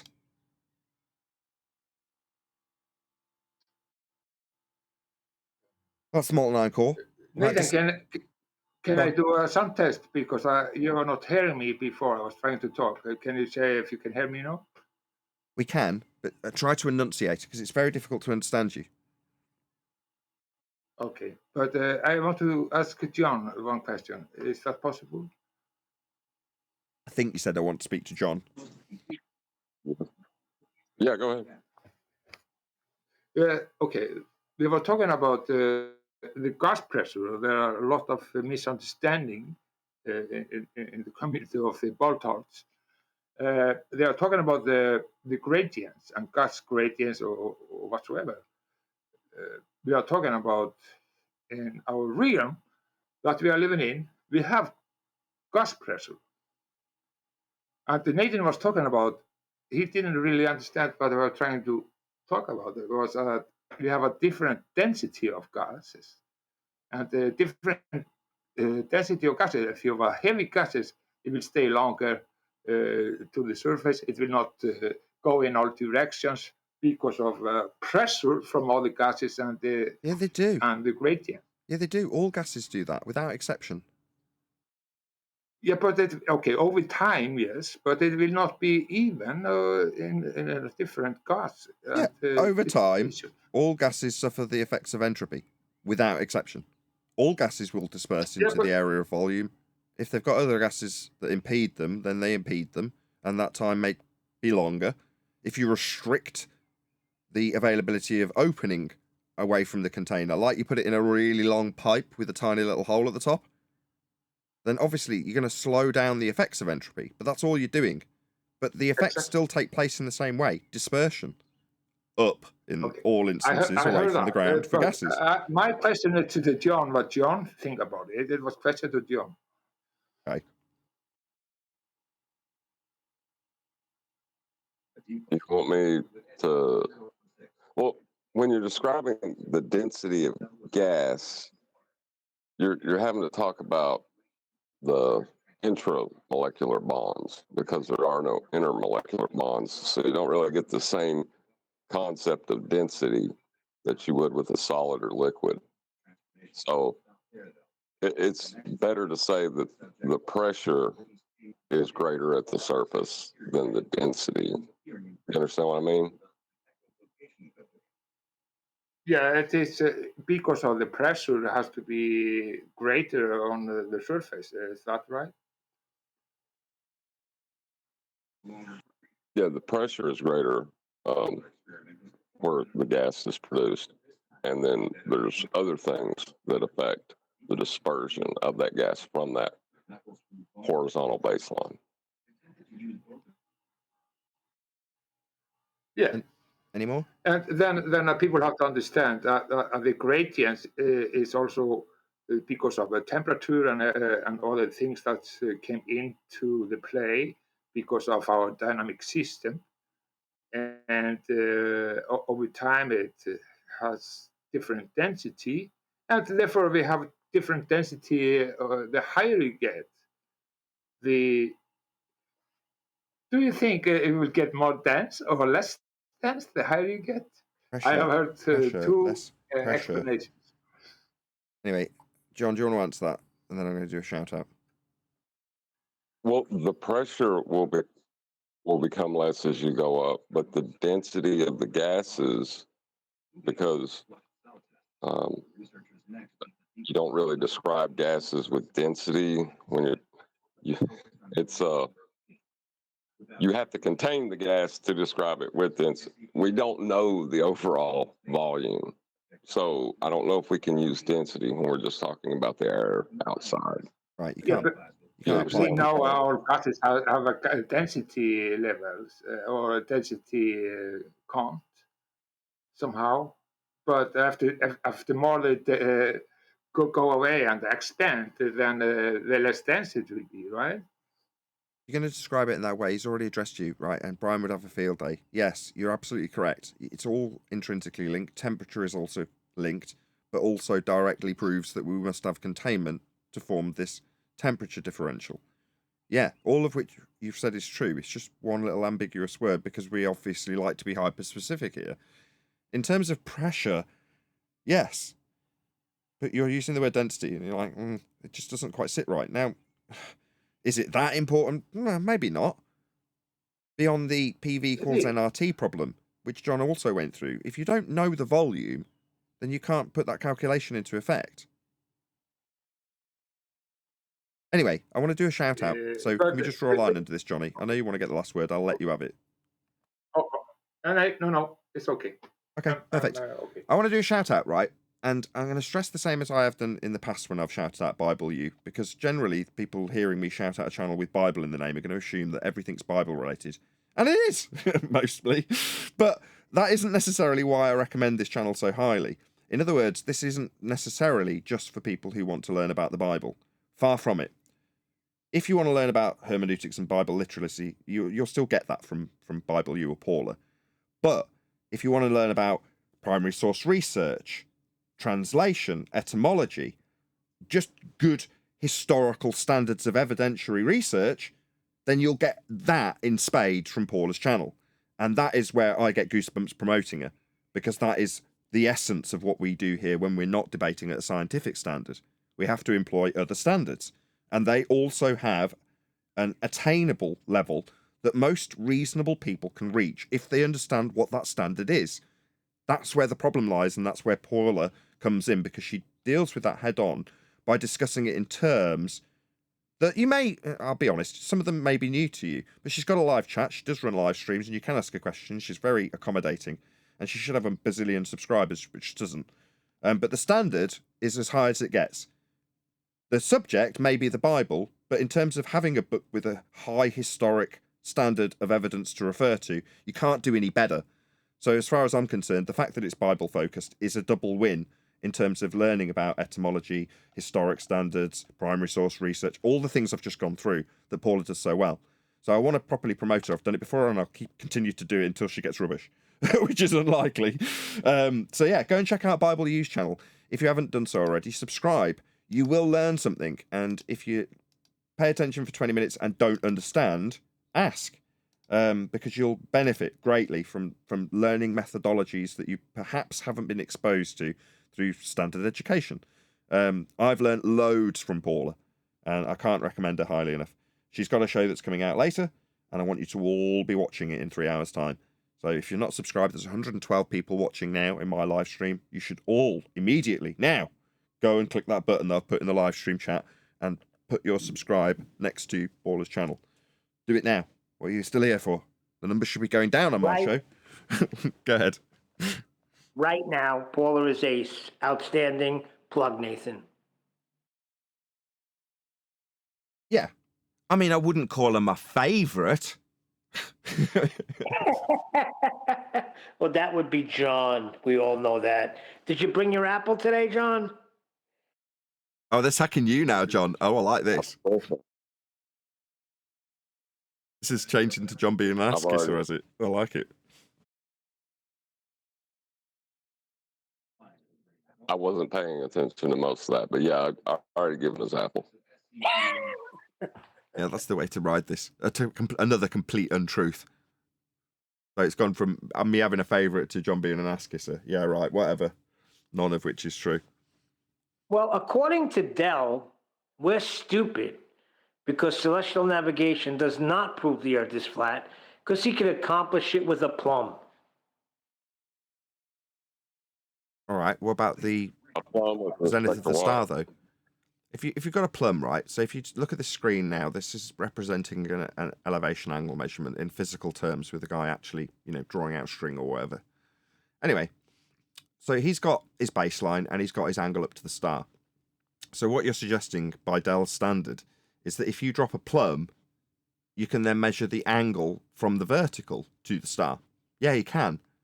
But you've still got to have a baseline with 90 here between you and the ground position of the star. So yeah, you can get the angle from plumb, but you need a zenith for the star, otherwise known as a ground position. You're going to be making a box, yeah? So when we say you minus from 90, yeah, to get the circle of equal elevation, and then times by 60, that's nautical miles, that gives you distance. Minus from 90 times by 60. What does that mean? It means you're taking the angle and minusing off the other triangle. Minus from 90. That calculation gives you distance. When you times it by 60, it gives you the nautical mile distance. That's how this functionally operates. Now, the initial angle measurement, if you say, I'm getting it from plumb, what is plumb? 90 degrees to horizontal? Like perpendicular? This is their crap argument. This is, for some reason, we're getting attacked from our own side. And I'm certain I've heard Paula say this in the past. When you know you're over the target, when you're getting a lot of flack. That's precisely what we're getting. I don't know why. Shout out to Chow Young Cat for the super chat. Really appreciate the support. She gives me a thumbs up. Super sticker. Thank you very much.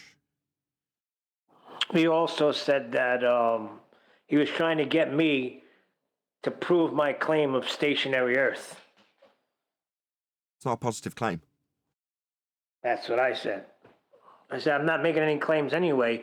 And he said, well, you have extraordinary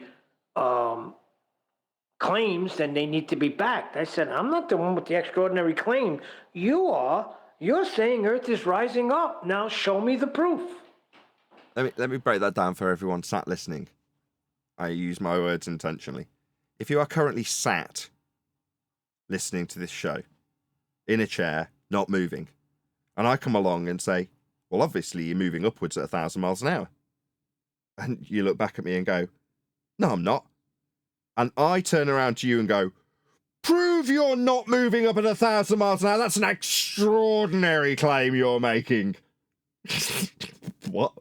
That's what he's doing. The extraordinary claim is that we're moving. You only have one vector. You need two vectors. Something with vectors. Who cares? I don't know. This goes back to his throwing his bottle out the window thing. Fine. You know, you can toss bottles out the window all day long. Meanwhile, you still aren't proving your extraordinary claim that the ground is moving. Same for ballers. You're the ones with the burden. What do they use? What, Coriolis effect? That would be to say that the motion of the stars at 15 degrees an hour is as a consequence of Earth turning beneath at 15 degrees an hour, causing a not actual deflection of the stars and anything not attached. Well, we'd notice. You know, you'd go up in a hot air balloon and Earth would turn underneath you so that you could observe that 15 degrees an hour drift that they claim as proof. We don't see it. It doesn't happen. Ergo, there's no proof. Burden fails. What's that? I've now got to prove we're stationary? No, I don't. No, that's not necessary. That's not a positive claim I have to justify in any way, shape or form. It's the default position. There's no proof needed. You and your extraordinary nonsense about us spinning at 1,000 miles an hour at an equator value measured off a flat plane with this measurement on screen isn't going to cut it. I don't have a positive claim here, Neil. Neither do you.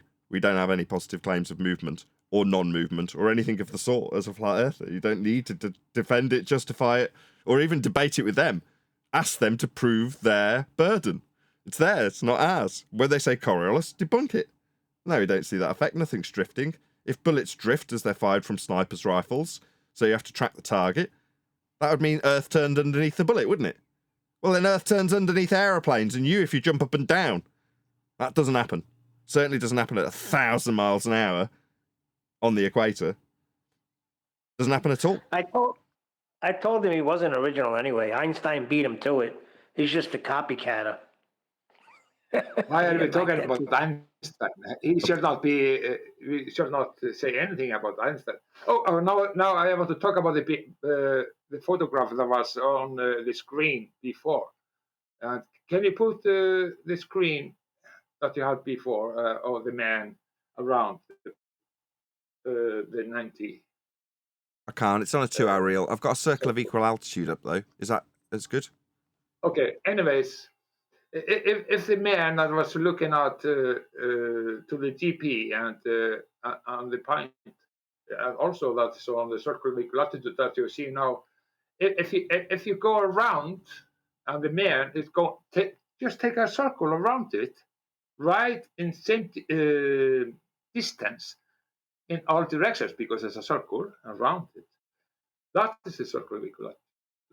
But on the pictures that you were showing, you show a small circle, and then he was taking a measurement out of the circle. Yeah, I don't know why. That was taken from a man, navigation book. I don't know why. This one's much better. So yeah, what he's drawing out, if that's the position below the star, then it meets the circle that's actually in the diagrammatical example. So yes, it matches. Whereas in their drawn out example on the field with a guy pulling string, no, it didn't. But this does. And what you're suggesting is correct. You know, what you're measuring, if you're going to draw a box and you're going to minus from 90, the box is in existence here with the GP below on this circle. So if this is latitude again, if this star is Polaris and you're 45 degrees to Polaris, that's your latitude. That's your circle of equal elevation. If you're going to draw it out for its GP, the circle would be with you on the outside edge of it. So the circle would be like this.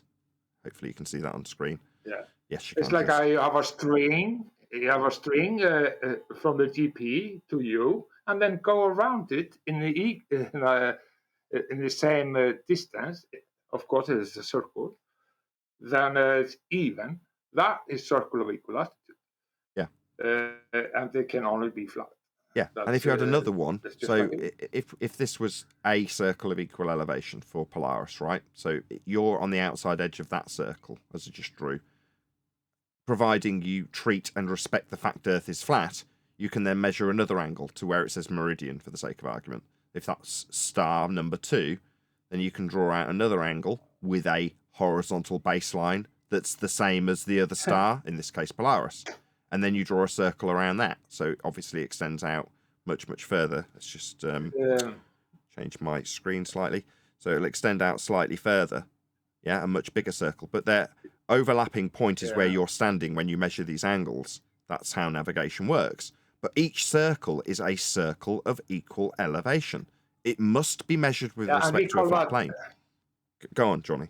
Sorry, but we call that in navigation, we call that intersection to the circle, and you maybe only need 2 if you know where you are. But if you don't know nothing about where you are, then you might need 3 circles. Right. That's or if have an intersection to each other. Yeah. So the point the 2 circles meet, right, is going to be an intersect point. But the 2 circles that you're drawing out, let's just make my screen. Oh, it still is. So if this is one circle, right, the second circle might will overlap in 2 different places. Yeah, it'll leave like an oval. Well, you could be at this point on the oval or this point on the oval at the intersect points, as Johnny's just described. Now, if for the sake of argument, this circle has its point over land, and you know where that land is, then you'll only need 2 circles because you can rule out that position because you're on the sea and obviously that point's land. So on the oval, you only need you only need that intersect point from the 2 circles that you've drawn out with angles to the stars, right? So you've got your angles, you've got your 2 circles. Hold on, Johnny. You've got your 2 circles, and you've got 2 intersect points, and one's over land. So you know you're there. If, on the other hand, both of those 2 points where the 2 circles you drew out overlap are both in the sea, then you could be at either of them. So then you need to draw out a third star over here somewhere, again with a flat plane and thousands of miles between you and it on a flat surface. So you can draw out a third circle. And that third circle and the second and the first can only intersect at one point, which becomes your position. But as Johnny's just said, just to make sure you all understand, I've agreed with him in case he goes over again, that when you do 2 circles, that might be enough. You might have enough information to know your position, but you might need 1 more. So it is about where you are on the circle. So you know you have the circle around the GP, but you don't know where you are on the circle. Therefore, you might have to take the third, or But at least you need 2 measurements. Yeah, to you the could be star. anywhere on the circle if you just drew one. Shout out to Chow Yun Cat for smashing the super chat. Be joyful in hope, patient in affliction, faithful in prayer. Romans 12:12. Thank you very much. Love it. Yeah, I'm glad you've started off the show by telling us that this should be our main focus. Because it should. How Earth's measured, it's how Earth's mapped, it's how the globe came to pass.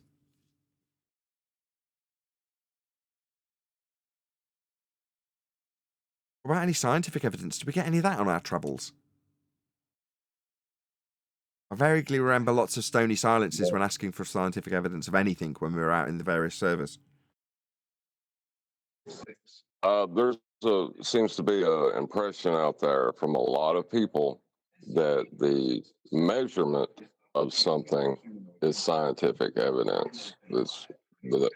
That's not. Maybe we should go over why it's not. What is versus cause and effect? Go ahead. Right, qualitative versus quantitative. You know, when you're talking about quantitative, you're describing or talking about numbers. Qualitative is how and the why. I don't know if I'm doing a good job explaining this. That's all right, Alex. But like you said, I'll expand on it if you want. So if you're looking to find out why water boils, you stumble across a hot spring and go, I wonder why that boils. If your focus is not scientific and mathematical, you'll worry about how much of something in terms of what is the cause. Now, let's say for the sake of argument that you've got a vague idea of how the scientific method works and you've got to vary something to see if you can cause water that isn't boiling to boil, and you start adding in soil, and every single prediction that you've made automatically assumes that soil will be the cause of the water boiling. It's just about how much soil will make water boil, because you're not looking at the quality of the thing that you vary. You're looking at how much. Now, in this instance, the quality of the thing that will make the water boil is heat. Varying and manipulating heat will cause the water to boil. That is the cause and effect relationship ascertained through scientific variation of a presumed cause, not the qualitative amount when you don't know what causes it yet. You have to look at what will actually cause the effect, rather than how much of something. How much of something is mathematics. If it's a matter of fact, and you're running a tape measure along something, you can state that as a matter of fact. But that isn't scientific evidence. You can empirically offer up a statement when measuring something, but that isn't empirical scientific evidence, which would have been established through cause and effect reasoning and an experiment that had a qualitative inquiry to achieve a phenomenal logical outcome. Hello, Adam, or hello, Brian. Oh, it's Brian. You've joined right at the end of the live stream. Should we do Astronomy live tomorrow? No, I thought you were just doing that anyway. I couldn't join earlier. I tried joining there a while ago and I couldn't get in there. Oh, really? For some reason. Yeah, Yeah, it could be your internet, because I've kept an eye on the bell. I don't know. I didn't think you were waiting for me. I thought you were just doing it anyway. I didn't tell you. I left a comment in the video that you sent. You said you might be interested in this. I'm like, who the hell are you? How dare you assume what I might be interested? But I'll look anyway. So I looked, and I was interested. It was quite surprising you were correct. Anyway, he had quite a few flat earth proofs in his Astronomy live video, so I trimmed out a little section. For those of you 113 people that have just joined us and haven't seen this from the start of the live show, I'll play the clip I trimmed out, Brian. What I want you to respond to specifically is about 30 seconds worth, and we've got 4 minutes left on this live stream. So can I just get you to... I'll play out a section, listen to it, and just give me... I'll tell you when I stop, so don't interrupt it. I'll stop at the appropriate moment when you've got all the stuff that you need. And then just free for all respond to it. Okay, Brian? How's that? Oh, yeah. Okay, listen up. And actually compare this to the globe and see what the globe predicts in terms of the motions of the stars. In fact, we have a specific request here from Matthew to analyze the zenith angles of the stars in the video. He claims that they shouldn't rise according to the globe, so we're going to find out what the globe really predicts. In fact, do you remember that particular star that Taboo Conspiracy was pointing out throughout the video? He doesn't know which star that is, but thanks... That's probably enough. I'll just go back to the screenshot of the bit. You probably aren't looking at it in the actual video, but he uses a diagrammatical example for zenith angle, and it's you on a flat plane with a dome wrapped around you, representative of the angle measuring tool known as a protractor. No globe, no celestial sphere. But that's his diagram. So go ahead, Well, Brian. that is his celestial sphere. See, that's the thing about it. All they do, and this is what he tried to call gibberish when I said it to him. All they actually do ever is they're taking an angle to the celestial dome and their own celestial dome, and from a flat plane, they're taking it at equinox, which means that the equatorial plane extends out into their celestial plane, making it a much huger flat plane, and they're pre-assuming that the celestials are moving and they're stationary. And in between that, and mathematically, when they show this in orthographic view with this dome over a flat plane, right? Because that's how the celestial dome, that's how it's represented mathematically, if you know what I mean. That's how they represent it in orthographic view. Now, in reality, it's between two flat planes, that angle. But that's the only way you can view it in reality. But what they do is, when they show it orthographically, and you're well aware of this, and they just place a little globe in between it. It's like they place a little hemisphere in between. It's like, where'd you get that from? You're measuring from the flat plane, and you're placing this hemisphere point in between, and the angle line is going through this hemisphere as if you're at the center of or at the center of a globe. It's going through the hemisphere and up to where it's meeting the celestial dome. That's all they're doing. It's a pure hijack of the celestial dome, and they try to do the same in celestial navigation in the more recent ones. But that's all it is. And like his thing, the globe doesn't predict anything. He's referencing the celestial dome model. That's what he's referencing. There is no predictions made by some mathematical monstrosity. Do you know what I mean? Based off of flat Earth elevation angles to polars. That doesn't make predictions. He's crazy, this guy. Got it up on screen for you now, right? So when I try and describe what Brian's just described, this is the diagram they throw up. So can I transition between these two easily? Let's just do this.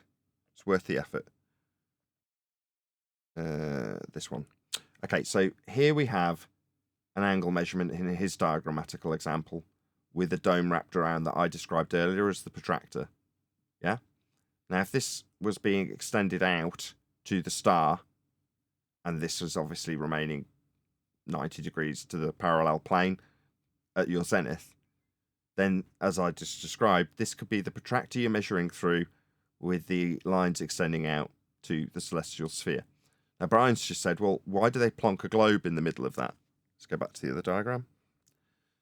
So here we have the celestial sphere wrapped around a flat plane, and that flat plane is the origin of the angle measurement.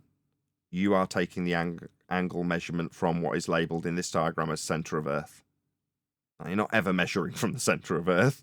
You're measuring a line along the ground, representative of a flat baseline, to have a point below it for the star's measurement at 90 degrees to your position and 90 degrees along the top, representing the sky. Your co-altitude, right? Minus from 90 times from 60, times by 60 gives you this box. Now, obviously, it's going to be slightly skewed because I'm drawing it out in the celestial sphere. But each of the lines that I'm drawing with my mouse has a 90. Yeah? 90 here, 90 here, 90 here, and 90 here. It requires a flat Earth to measure this. The only way they can suggest it works is putting it in the centre of the ball. Now, the ball itself could be depicted with maps on it using the lines of latitude getting bigger as you move away from Polaris. Ergo, it's moving around a curve on a ball? No. It's the protractor. When they say 1 degree for every 60 nautical miles, they twist the protractor 1 degree. In reality, it's a measurement off a flat Earth. Just go to the next diagram. This is what we used when we were referring to Dave McKeegan. So you've got a equatorial plane with the equatorial mount leveled to it. So you can take an angle from the flat baseline to the star that you're tracking. Again, a stone cold flat Earth measurement and requirement. The derivation thereafter comes to give you the globe belief. Here's another example. Observer for an altitude angle to a star. Azimuth along the baseline. Flat. Zenith being the position directly above you. GP being the position below the star, although it's not labelled in this diagram. Flat baseline with 90 degrees between you and it in all examples. Last one. You at the centre of hell with the angle measurements being described. Yeah? So it's just you inside a protractor. But they would infer that the protractor's got mapping on it when you're measuring the angles from the centre of it. That's how the globe has been formed. You on a flat plane, that's this section, measuring angles to stars. And if there's a star directly above your head, so for this particular verbal explanation, ignore the left-hand side of the image and only focus on the right-hand side of the image, with this being the orthographic view of your measurement. You have a star directly above your head and you at this point. Each star that you can measure from your position is going to get closer and closer and closer to the horizon representative of the flat baseline. And when the star is no longer visible, what globers call below the horizon, it just means it is beyond your measurement in this protractor-based view, with the angle measurements being the angles on the protractor, transposed by way of Polaris measurement into a globe map wrapped around the protractor at a radial value of 3959. That's how they've turned a flat Earth into a globe. About as cutting edge as we can possibly be in this show. This is about as high level as it gets. But the simple long and short of it is, if you only understand how you take an angle measurement to a star, then you understand how Earth is measured flat. And in the video from Astronomy Live, that is precisely what he describes. I thanked him in his comments for this screenshot. Thank you for the flat Earth angle measurement screenshot. I'll be using that. Thank you, Brian. Have you got anything else to add? Yeah, he literally, a couple of things on that guy. During his video, no, just on that point there, he literally kind of started trying to come back to you and tried to tell you you didn't understand. He tried to tell me, but I didn't know what you were talking about. He tried to tell me the same thing. It's like, no, I know exactly what I'm talking about. You just don't know what you're talking about. You're living within a paradigm that doesn't exist, only in your mind and in the minds of other people. You know what I mean? That's what I like. When he was referencing aircraft, he was like, he's proof that the aircraft was flying around the globe, and it was that the stars were doing something. It's like, that's what the stars. He was pre-assuming that the stars were somehow going to a globe's, that the horizon was a globe's geometric edge, and the stars were going into that, which they don't do, and that this plane was flying around the globe, holding an altitude above the globe. And I pointed out to him that how this was a load of rubbish. I pointed out to him where his problems were. Pointed out to him about how obviously doesn't know what he's talking about when it comes to airplanes and the lift effect. And all he could do was call it gibberish. He said, that's a lot of gibberish. Gibberish. That's what he called stone cold facts. Gibberish. That's what you're dealing with there. I mean, is the guy stupid? Or is the guy just completely brainwashed? I mean, how could you describe him, Nick? Brainwashed from his video. I only watched 2/3 of it, enough to get the general gist. Well, that's his rebuttal, gibberish? That was his rebuttal. I read his rebuttals. Yeah. Brian left a very concise 2-paragraph long comment, which I read, and then his response to it was, you just took a load of gibberish. Anyway, if you like Brian's sentiment in this regard, it was his video link that got this discussion going, because it was him that sent me that video. A link to Brian's Logic channel is now going by in the video description right now. But what I am going to do, just out of courtesy, because I do literally suggest that our respondents do this for us, I'm going to be sharing Astronomy Live's video. So this more importantly than Brian, as much as that sounds harsh. Please let Astronomy Live know at Nathan Oakley 1980 sent me. So I'm putting a link to the original video that I trimmed out that 40-second clip from in the live stream chat right now. So please do that as we round out this live stream and ask people to stay tuned if they're watching, excuse me, on an after show. So I burp up a bit of my cherry coke that I've just swigged down. Excuse me. So yeah, please let Astronomy Live know at Nathan Oakley 1980 sent me. The idea being that should he respond to our critique, rather than hand wave it as he did with Brian's comments, he would put a link to our video in his YouTube channel. Now, he has a equivalent size channel to my own, so it's very appropriate that I should do it to this extent with this particular videographer, because he's in no doubt seeking more popularity on YouTube in the same way I am. So I'm sure he would appreciate that. Obviously, it's symbiotic. If I was to share my audience with him and he was to share his audience with me, that's how we both grow in a mutually... How did he escape from the sanatorium? Escape from the what? Sanatorium. I don't know if he's nuts. He's just brainwashed. No, he and Reds got married. Astronomy dead, and then he got placed in the sanatorium for syphilis. Are you just making this up based on ye olde experience or something? What are you talking about? That's what I'm talking. I thought he was in the sanatorium. Can anybody confirm this? But I did sleep in the Holiday Inn Express last night. Well, then you are definitely accredited to give this information out, and it's almost certainly true, as opposed to 100% made up by Quantum Eraser. 130 people watching that complete no nonsense waffle from QE. Thank you for that, QE. Hello, Adam, by the way. We haven't said hello to you yet. Is he here? No, it was John. Keep seeing Adam drop in and then disappear. Anyway, hopefully the people have rejoined us after going and leaving a comment and letting Astronomy Live know at Nathan Oakley 1980 sent me. Was there anything other than Paula's show that's starting in a couple of hours that needs plugging? Have you got a show tomorrow, Kiwi? I got a show tonight. Oh, it's Tuesday, isn't it? Yes. Well, that's a perfect bit of timing. Monday. Let's see how enthusiastic this is. On a scale of 1 to 10, I'm going to guess a 3. Go ahead, Kiwi. It's Monday. Already getting docked 2 points docked for his plug. Cherry Coke waffler, you? Another point docked. Just plug your show. Yeah, we're going to do a treatment. I think we're going to do a treatment this evening. Let's see how it goes. On Dr. Danny Faulkner. You know, the despicable, delusional, Dunning-Kruger dipshit astronomer. And that's going to be 6 o'clock U.S. Central. I don't know the other time. 12 a.m. UK and something Aussie time. I can't remember. Yeah, keep the heat on. About midnight Aussie time, isn't it? No, midnight your time. 9 a.m. Aussie time. Something like that. Oh, okay.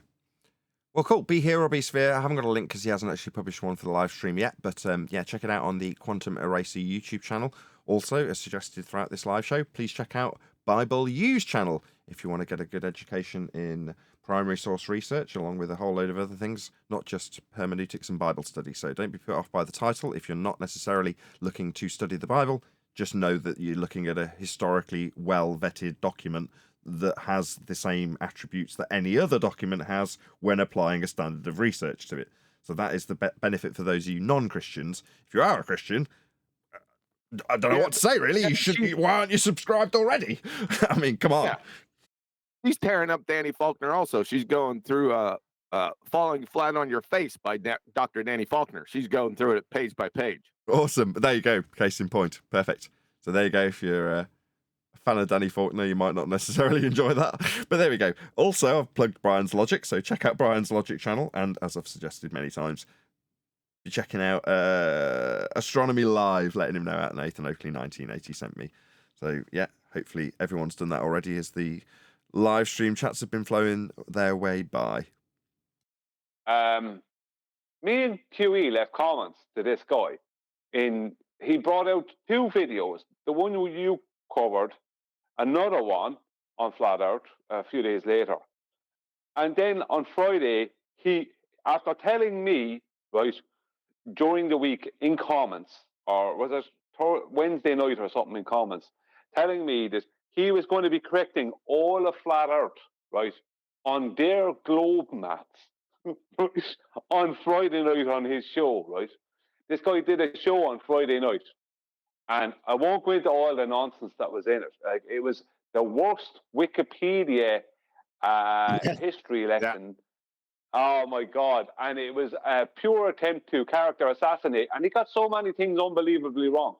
Trying to character assassinate flat earthers from the past. And when he did get around to addressing any maths, what he actually said was that 8 inches per mile squared is a parabola. The very thing that people like George Netchuk, who did know, right, you know, the man is gone now, but he did know his maths, were correcting bozos like him on for years. And he's not the only person. Well, this is a pure pretender clown. Delusions of grandeur. He's below your average skank and foul Baltard. It's that bad. It's pure comedy. Now, yeah. I was going to go ahead and do a treatment on it, but what this crayon muncher did was take Eric Dubé's certain points that Eric Dubé made and started debunking Eric Dubé. Now, I'm not going to go through that. I'm not going to do it. So it's better you probably go through it. Follow? Yeah, I just think it's fun. Something's, well, what I found strange was I did the Nathan thing. I looked at how many subscribers he has, how many views it got. It got 49,000 views. Do you know how many comments it had? Right? 1,000 comments. There's no way that you could have 49,000 views and 1,000 comments on that. Why video. not? Why, oh God, why'd you have to ruin everything by being some statistical conspiratard? Why not? Well, because of the subject matter, Nathan. Brian. Yes. There's a lot of very, very silly and stupid people out there. There is. Maybe just don't go down this avenue. I don't want to have to pull you apart on your statistical ignorance when it comes to YouTube stats. I just don't want to do it. Please don't do this. I'm not going to. I desist. Calm down. It just didn't make any sense to me that he can have that many views and have only that little comments. That made no sense to me, considering the amount of comments I would get on a video I make in comparison to the amount of views. Yeah, don't worry about it, Brian. There's that we'll tear him apart on his the character and then what he says. Us retards will get him. No, I do. I like this guy.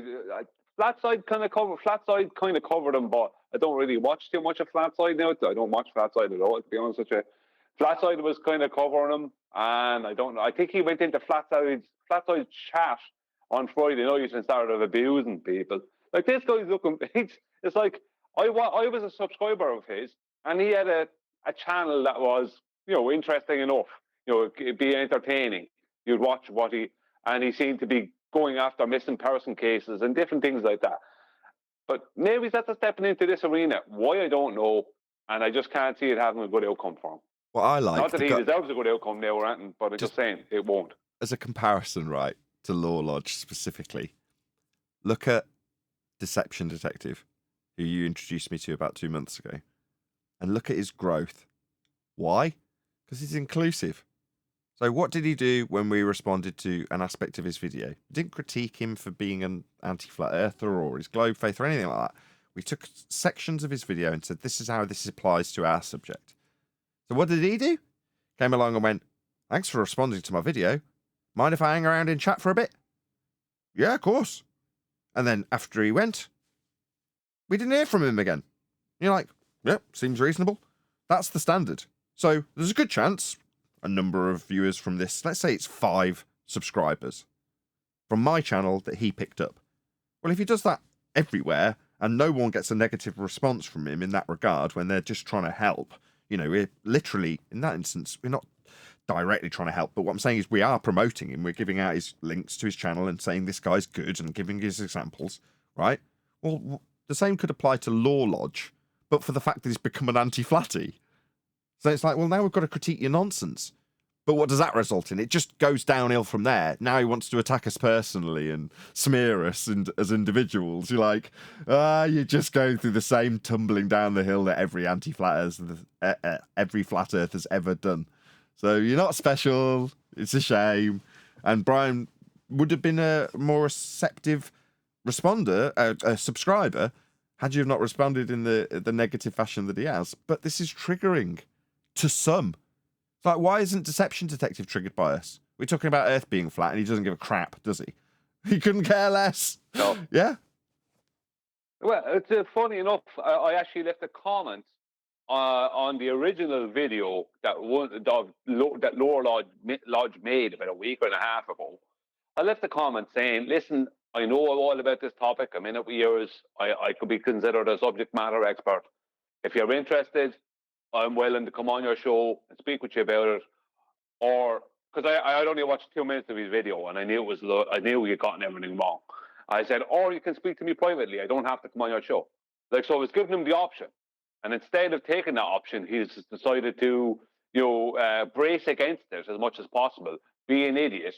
And now he's going to get a treatment for some kind of shortcoming.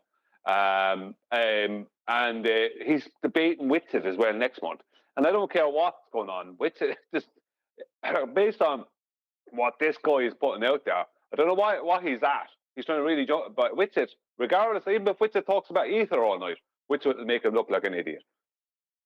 Right, with that, I am going to say, if you are watching this on either Nathan Oakley 1980 or Nathan Oakley Primary Streams, then stay tuned, as there will be an after show to follow. So, like, you're a listener and you're loving it, you know? Wow, they're still going. Gotta think like that.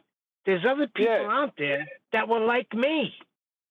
He's not thinking like a YouTube listener, an audience member. Correct. Like, he's ending the show when he should keep it going. Like when there's over 100 people, you keep it going. Stuck record. I don't understand it. You keep looking for new people, and you end up with an audience of 115 or 120 people, and you just end the show. It's like, you keep it going. You don't end the show. You keep it going at least another extra half an hour or more. You don't but let me tell you, Brian, what happened. That's what EastEnders do, don't they? I would wait for the after show because I knew that it was going to be juicy. So then you're looking forward to the Uncut and after show as a listener. I know what I'm doing. I'm with you, my friend. I was waiting for the after show also. So, yeah, I know what I'm doing. You know what I'm talking about, Johnny, right? Yeah, we don't think you should. We don't think you should be on the show anymore. Who? Me? Yeah. Once you round out, get out. You want me to go make a cup of coffee while you take charge? I wasn't saying I was going to take charge. Seems to be a lot of alpha posturing at the moment. What's going on? Hey, I'll tell you what. Astronomy Dead, the one with syphilis from the Escape from the Sanatorium, he pinned your post, by the way. I don't know what you're talking about. I tried to subtly say that on the live show. I have no idea what you're talking about. What do you mean you try to subtly say that on the live show, but you don't know what I'm talking about? That doesn't make any damn sense. Okay, I do know what you're talking about. Absolutely. Syphilis and that. Yeah. Yeah. I know what syphilis is. Yeah. Oh, God. Okay, but anyway, he pinned your comment and then responded 6 hours ago. Did you know that? Who's he? Astronomy Dead. Okay, no, I didn't know that. That's what I said.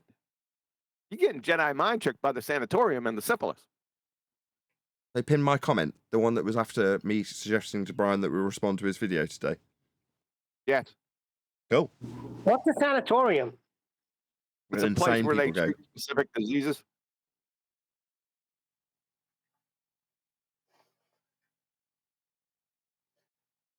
Oh, man. It's difficult. Yeah. He said, Astronomy Live says, thanks for demonstrating you still don't understand that the astronomical horizon is not the same as the apparent horizon. And you don't understand how angles relative to it are measured. Yeah, Measurements. You know, my bad. I didn't realize it was no Atmo day for him. He's a clue as a cloud, man. But there you go. So you don't understand. Anywhere His rebuttal is you don't understand. All right. Well, that's a There's a wonderful rebuttal. confusion happening now. Confusion. There's no understanding at all. Well, it's caused by syphilis.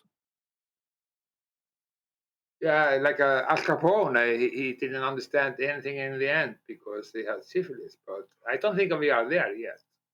Jack Sparrow has got syphilis. Well, that's, You know that? if everything ends in confusion, it's a win for them because then it's just a globe. Wait a second. He's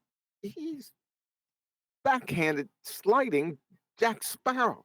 No, that's if you look, he's got the mark under the one side of his face that's indicative of syphilis, and he's incredibly promiscuous, and he's nuts.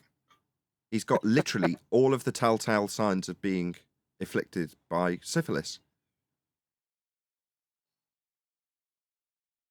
Where are we going? Anyway, back to. Anyway. Yeah, my God. I'm actually about off to finish the live show. Cheeky sod. Oh my God. But what astronomy did is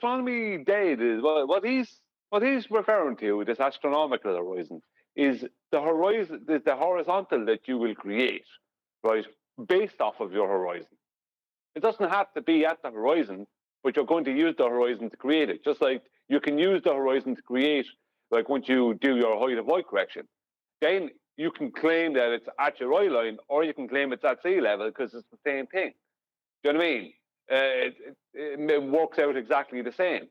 So, like his astronomical horizon that he's calling it, that's like what he's basically claiming is a tangent. That's what he's claiming, and that tangent then is going to be parallel to the equatorial plane, which he'll then go to in his own head to measure these things. It's like we are fully aware of all your nonsense, Astronomy Live. Fully aware. Just so you know. we encountered it way before we encountered you. You know.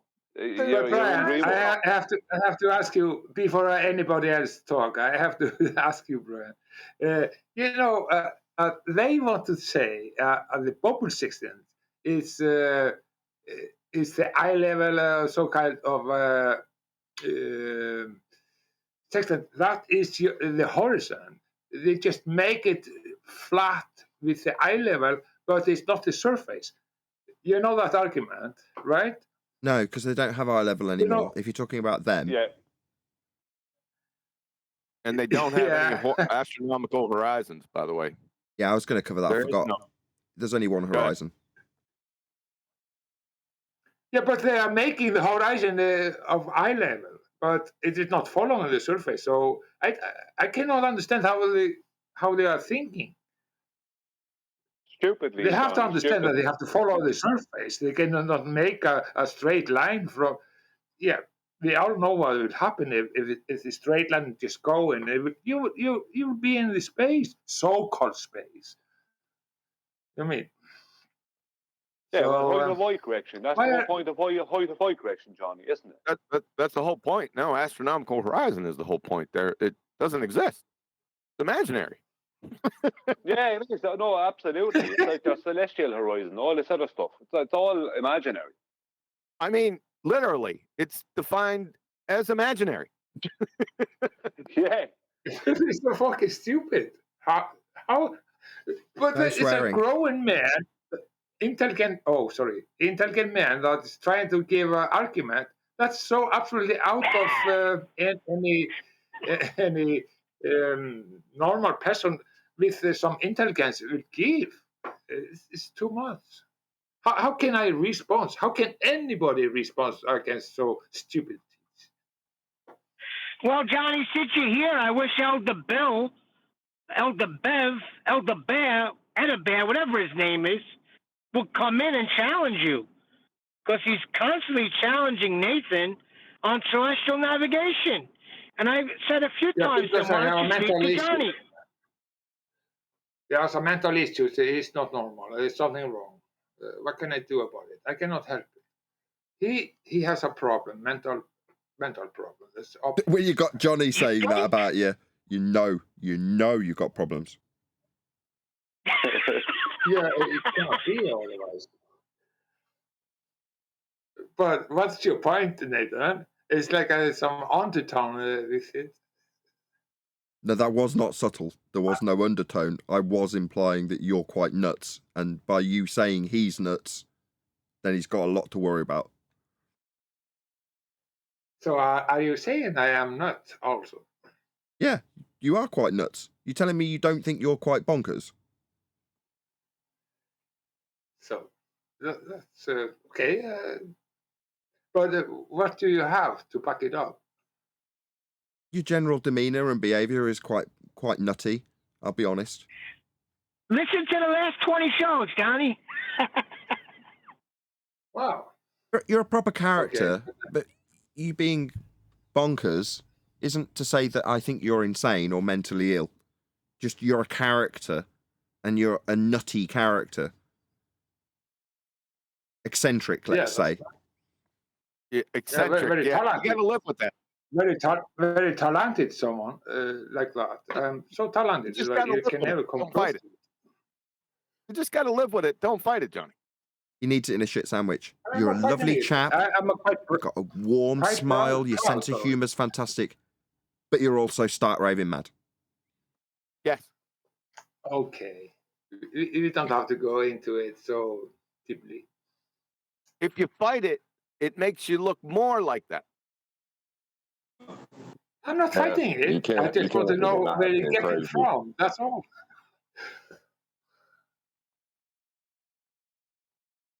I'm not fighting it. Johnny, Just Can't asking deny where being you crazy get it. because it just makes you look more crazy. Johnny, again. were you ever in a You sanatorium? know, I'm a very no. Ask that question again.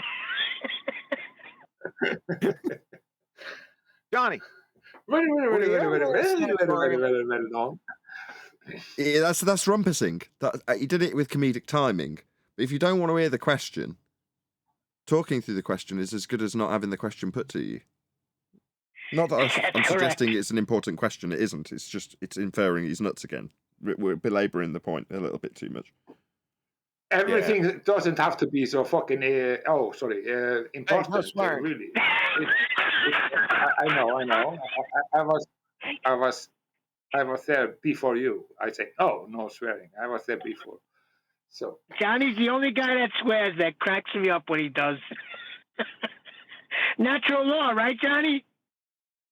it's a natural law. I cannot do anything about it. It's just like it is. No, you being Well, drunk, you said was natural law on one show. I missed it when you were saying it. I was like, have you been drinking? You were like, well, of course, it's natural law. Yeah, it I'm is. a sailor. But swearing goes right with the sailor and the drinking. So it all falls under the natural law of a sailor. Yeah, somehow it is. If you think about it. You know what the hardest, Johnny, do you know what the hardest part about being a sailor is? I have to come to the land and leaving the sea. Good talk to answer. people. Is that Get your on the sea, answer? that's I'll give you the you want the answer? You want the What's answer? your answer? Of course I want to hear your answer, yes. Yeah, the hardest part about being a sailor is telling your dad you're gay. Oh, boy. What? What's happening to you today? Yeah. Everything that you have been saying now so far, it's absolutely unstandable. Everybody is confusing about you today. Have you been Are you drinking? unaware of the homosexual stereotype for comedic value? For sailors. It's crazy. But are you unaware of that stereotype? Exploited for comedic value. It was stereotype, yeah, it was. I think stereotype, not archetype. What's archetype? What's the definition of archetype in your mind? That's not, because then you'll understand how rude what I just said was. Okay, That's why they have that song called "In the Navy." In the Navy. Yep. And YMCA. And Sodom and Gomorrah. Oh, Johnny. Just because, so let me get it straight, because village people inferred that all sailors are homosexual. That makes it so, does it? Just because I'm a free person, I don't have to be this and that. I can be everything from A to B. That is the scale. We can talk about gradients. What is gradients? That is what is what? The whole spectrum. What the is what? spectrum of the nature of people. What is what? Spectrum. Cricket. Spectrum. Still can't hear him. He's saying, what is cricket? You are lying. You can hear. Let's do it 15 more times. Okay, crickets. What is cricket? Little animal that rubs You're his legs joking together. around, right? You're joking around, guys. I'm talking about spectrum. You're saying you're on the spectrum?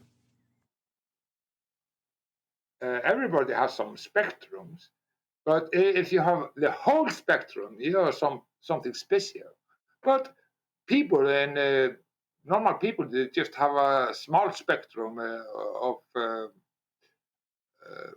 their life in their life. I have the whole. I have everything. So you're saying you've got the whole spectrum of life. Can you understand now why, when we say you're a little bit crazy, you can see why we'd say that, right? What can I do about it?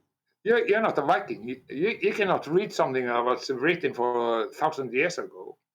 I have something more than you, so you just have to ask. If I was to say, I experience all the colours. You have to understand. Like the whole. You have to understand that I maybe more than you. I would say you have. Take it in. You've got more experience. You're probably very old. Yeah, and you're young. Johnny, I think where English isn't your first language, I think that you're taking offense where it wasn't meant. Yeah, Johnny's right about that. Maybe. Yeah, we're just hacking on you, Johnny. We love you. No. I know you are, and I'm fighting against it. I love it. It's banter. It's done in the most friendly way. In other words, in England, when we take the mickey out of each other, it's because we actually like each other. In this case, it's not true. Yeah, obviously, we can't stand the sight here.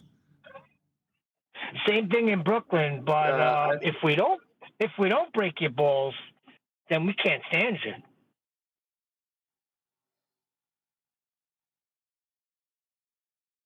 Yeah. Brooklyn is very special. It's very raw in Brooklyn. Do you think it's more raw? No, nobody's more raw than fucking Englishmen. How they speak, the way they speak. No swearing. It's devastating for other people to listen to from other countries. It's very, very rude way to speak. Like, so wait a second. So you're saying the English, they're the most rude people? Have you not heard that song by Sting, An Englishman in New York? Sounds pretty proper to me in that song. The joke or the humor from English people is very, very raw. But okay, they have a great way to say it, but it's disgusting how rude they can be against each other. But in a fictional way, I have to say. Especially Nathan, right? Well, it's like with anything. This has gone You're allowed to be incredibly rude or incredibly racist. Completely gone too far. So long as you get a laugh. Sorry about that. We were rumpishing, Nathan. This has gone, well beyond nonsensical. So let's get down to that. Yeah. Hold up.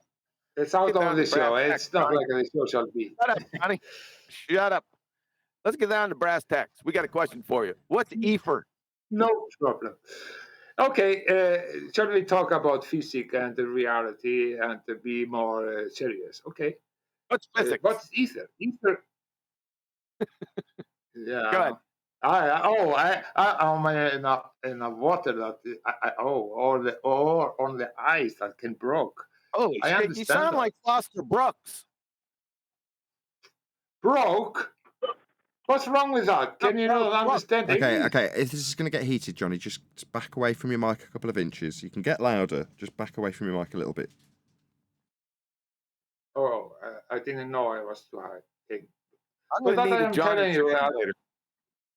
I'm going to need a translator I can tell here. you what. You are so fucking bad. No swearing. Everybody No swearing, but Nathan speaks, Johnny. He'll translate. You're breaking me down to pieces.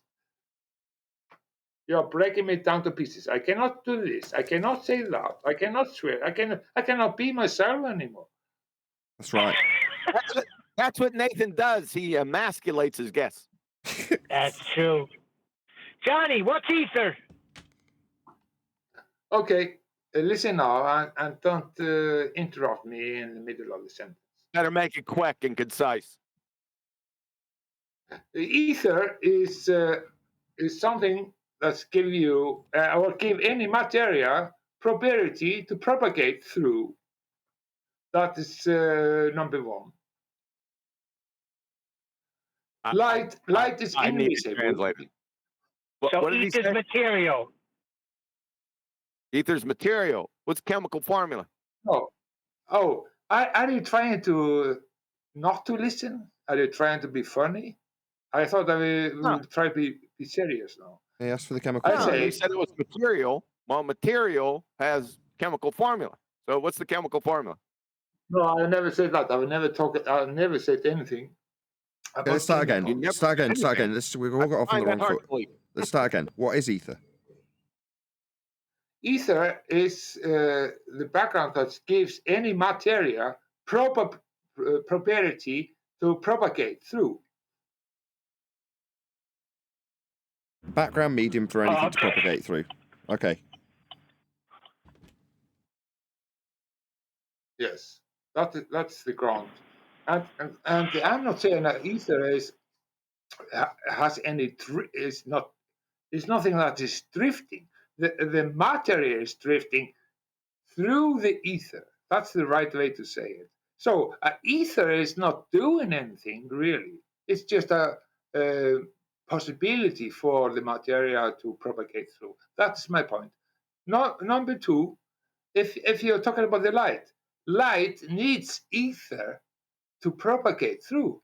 You need ether, some kind of background medium to let the light go straight away. It is going. How do you do that? That's all the question. I'm telling you that you really need something to let go through something. What is something? You cannot let something go through nothing. That's my argument that I told you before. What's ether going through then, Johnny?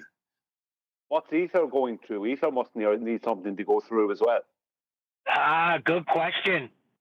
No, ether is more stationary. I heard people are saying ether drift and so on. That's just nonsense. They're hijacking the explanation of the ether. Ether is just a background media that holds everything together, almost like a glue. But a medium, Maybe that's not the right way to say it. A medium is something physical. It has something some physicality to it. You can't say something is a medium and it not be physical. You can't have that. Number one. Number two, you're claiming that light needs this medium to go through. Well, what's the medium in? Based off of your logic, then ether needs something as well. Yeah. If you really want to talk about particles, only particle.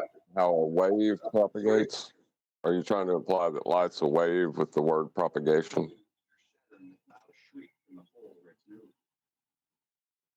Okay. The only particle that you can think of, if you are thinking about particle, then is an electric particle that's so small, it's holding it like a particle net, is holding everything through, that everything can propagate through. That has to be like that because you are able to send radio waves, microwaves, and so on in a straight lines through over long distance. you cannot do that if it's nothing there to send it through. Therefore, I'm right, and nobody can say I'm wrong because it's logic. It is logic, and you cannot say anything against this logic. So I'm not hearing any logic, Johnny, to say anything against it. Sorry. My logic is that you cannot send. I know it.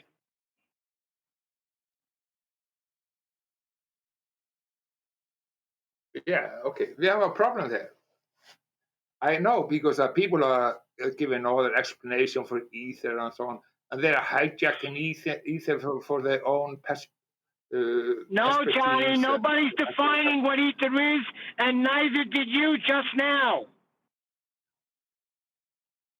I'm just saying it's very simple. I am not making any external claim about ether. I'm just saying in the logical way, You are. it has You're to be. claiming it exists, and you're telling us all about it. Brian, is water, Johnny. Brian, is water a medium? How you understand it? Yeah, Talking to Brian. Air is a medium. You know, there's Air lots is of a things that medium. mediums. Okay, so we know that we could go in water, we could feel the air. So my question is, if ether's a medium, why can't I detect it? It's not a medium. It's holding the medium. It's a background, so it's not really a medium. It's just how now it's in the universe is background altogether. Medium, then. So you think everything is without any holding? You know, everything needs some kind of a container to bring it together. You always need some kind of a container, containing, and maybe is a better word to say. And therefore, ether is the containing the world we find us in. That has to be something like that I am describing. No, Johnny, we got containment, and we know that we have a mixture of gases in this containment. We have water, we have land. We don't have ether, Johnny. How can you have this all if it is not some kind of okay, we know we have an electric universe. Everything is about electric if you really grab into it. Do we? So yes. How did you validate And that, Johnny? That's what I said. Do we, Johnny? In all measurements of what we know, also we have electric fusion from the ground, and the higher it go up, the more electric reaction you will get.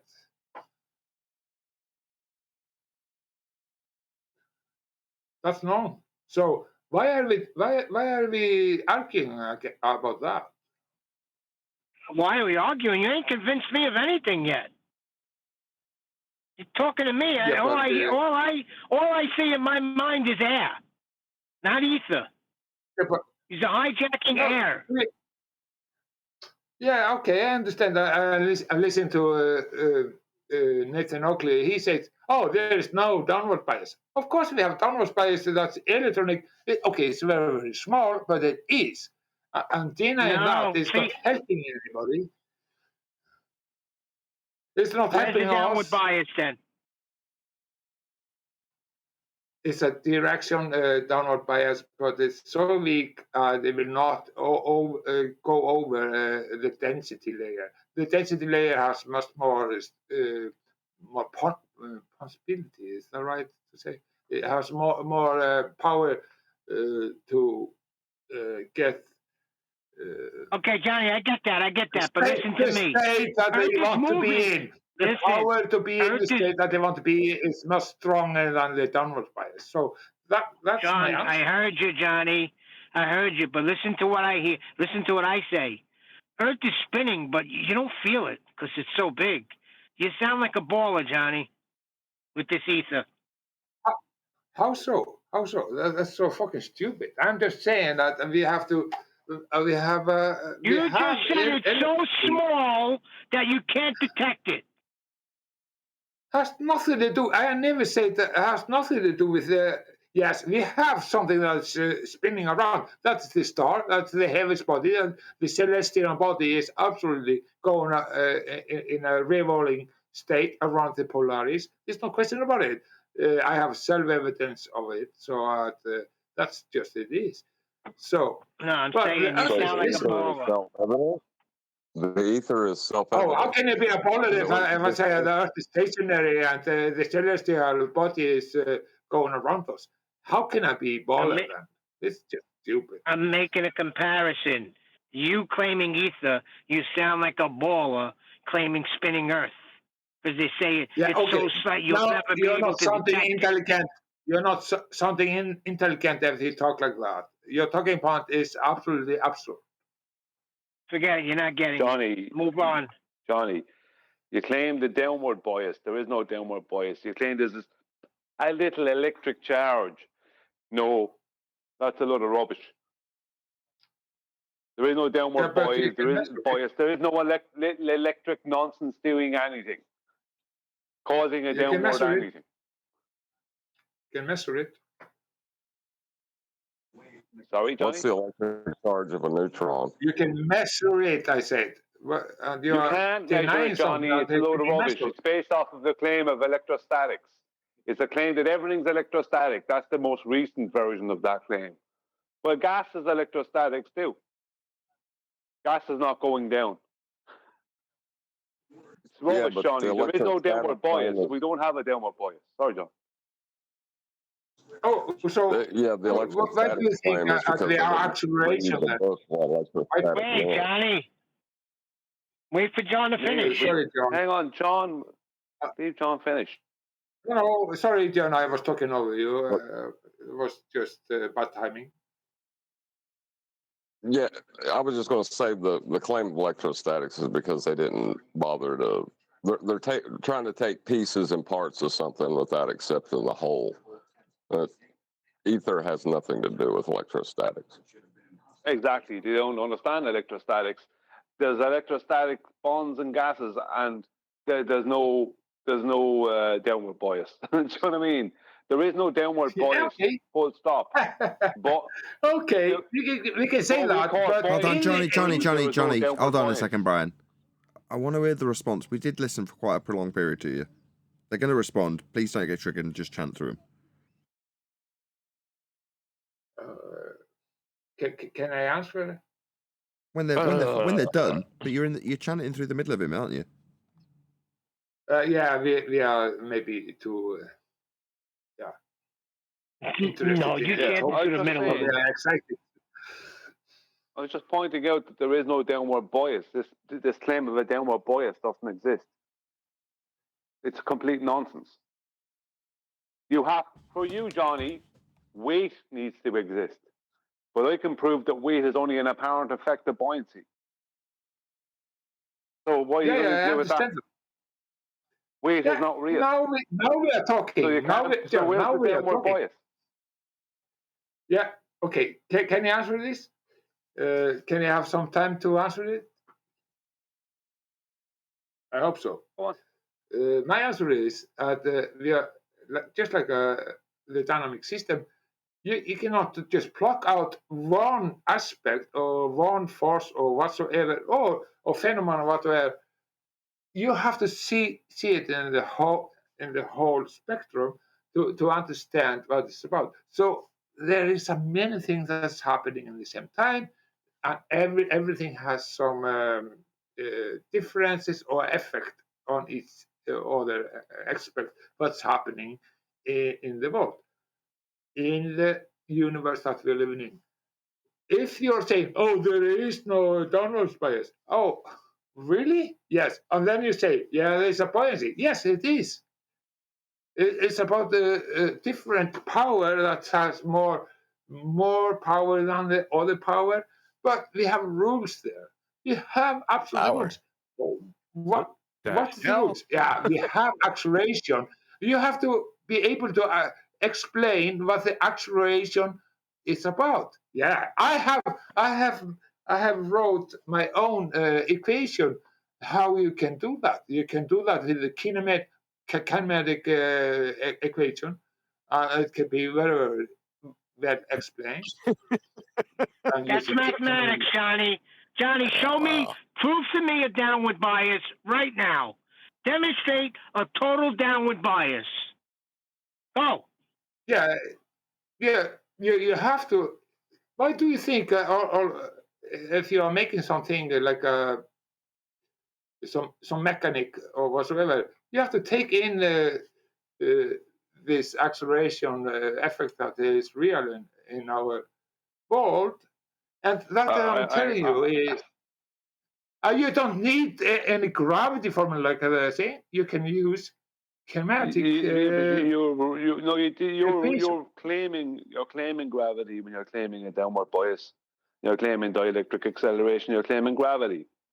You're just giving it a different name. It's just electric gravity. None of it is real. There is no downward bias. Things go up. Things go up, Johnny. There's no downward bias. It's complete nonsense. Don't take it so seriously. It's more like a switch. It's so weak. It's just a switch, direction switch. But if something has more power to go up because of density, it will overcome this small downward bias. There's no downward bias. This thing. No, you're saying this thing is there and it creates a downward bias, except for when things go up. That's what they said about gravity. That's what they said about gravity. Gravity makes everything go down, except for when buoyancy makes things go up. It's like, but you know what I mean. But then they try to claim that buoyancy is caused by gravity. It's like the same way as you're trying to claim there's a downward bias, but sometimes things go up. But that's only caused by the downward bias. It's like it's the same horse manure, Johnny. You're giving us the same horse manure, just labeled differently. That's all that's happening here, as what we were given by heliocentrism for years. I'm sorry, Johnny. It's complete and utter nonsense. Things always go down except for when they go up. No, they don't always go down then, Johnny, because there is no downward bias. It's complete rubbish. John, I will give you the differences, and I hope you will listen, because I know you're intelligent. And I am actually understand it's about the reference to a flat plane, and you cannot have up and down otherwise. That they are saying with the gravity is that it's going in the middle of the Earth in the air. That's not making any sense. There is not. It's not working. You need flat plane and a reference to get downward bias in the first place. So I don't understand why you're so against it. I am absolutely right on my prick. No, because Johnny, there's no downward It only vector. appears. Yeah, it only appears for objects that are denser than the medium that they're in, but it's not. It's illusionary. It's not. There's no downward bias. Correct. Yeah, it is downward bias if you have it's not. Everything is going to it's minus. The Earth is minus. Why do you think in any electronic equipment or whatsoever you're doing with the electric, you need Earth. You need Earth to get Johnny, get the flow. The sky is not positively charged and there's negatively charged as a whole. That is complete rubbish. That's rubbish. Well, how can it be rubbish? Total rubbish. Yeah, okay, tell me about it. How is that rubbish? Total and utter rubbish that nobody can prove because it doesn't exist. It can be proven that it's not the case. Total and utter, and it wouldn't matter if it was the case because you're begging the question.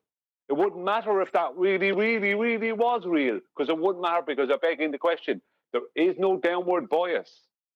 A downward bias means that all things go down. No, they do not. Correct.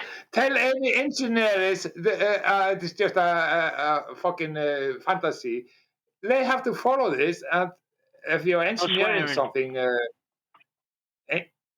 did they? About engineers. If you're engineering, engineers designing, then you have to take in this equation.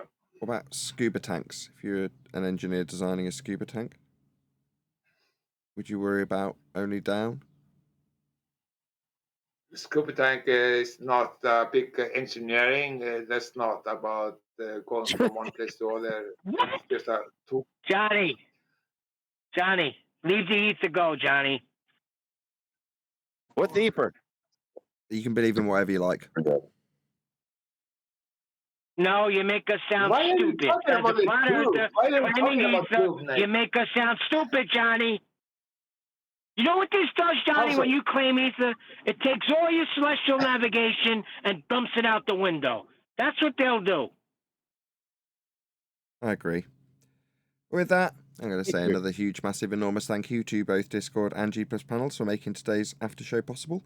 And of course, a massive thank you to all of you in either Nathan Oakley 1980 or Nathan Oakley premiering streams, hopefully smashing the super chat, liking, commenting, sharing, subscribing, joining as a Nathan Oakley 1980 channel member, and all that good stuff. I've been Nathan Oakley, and I will see you all in the next video.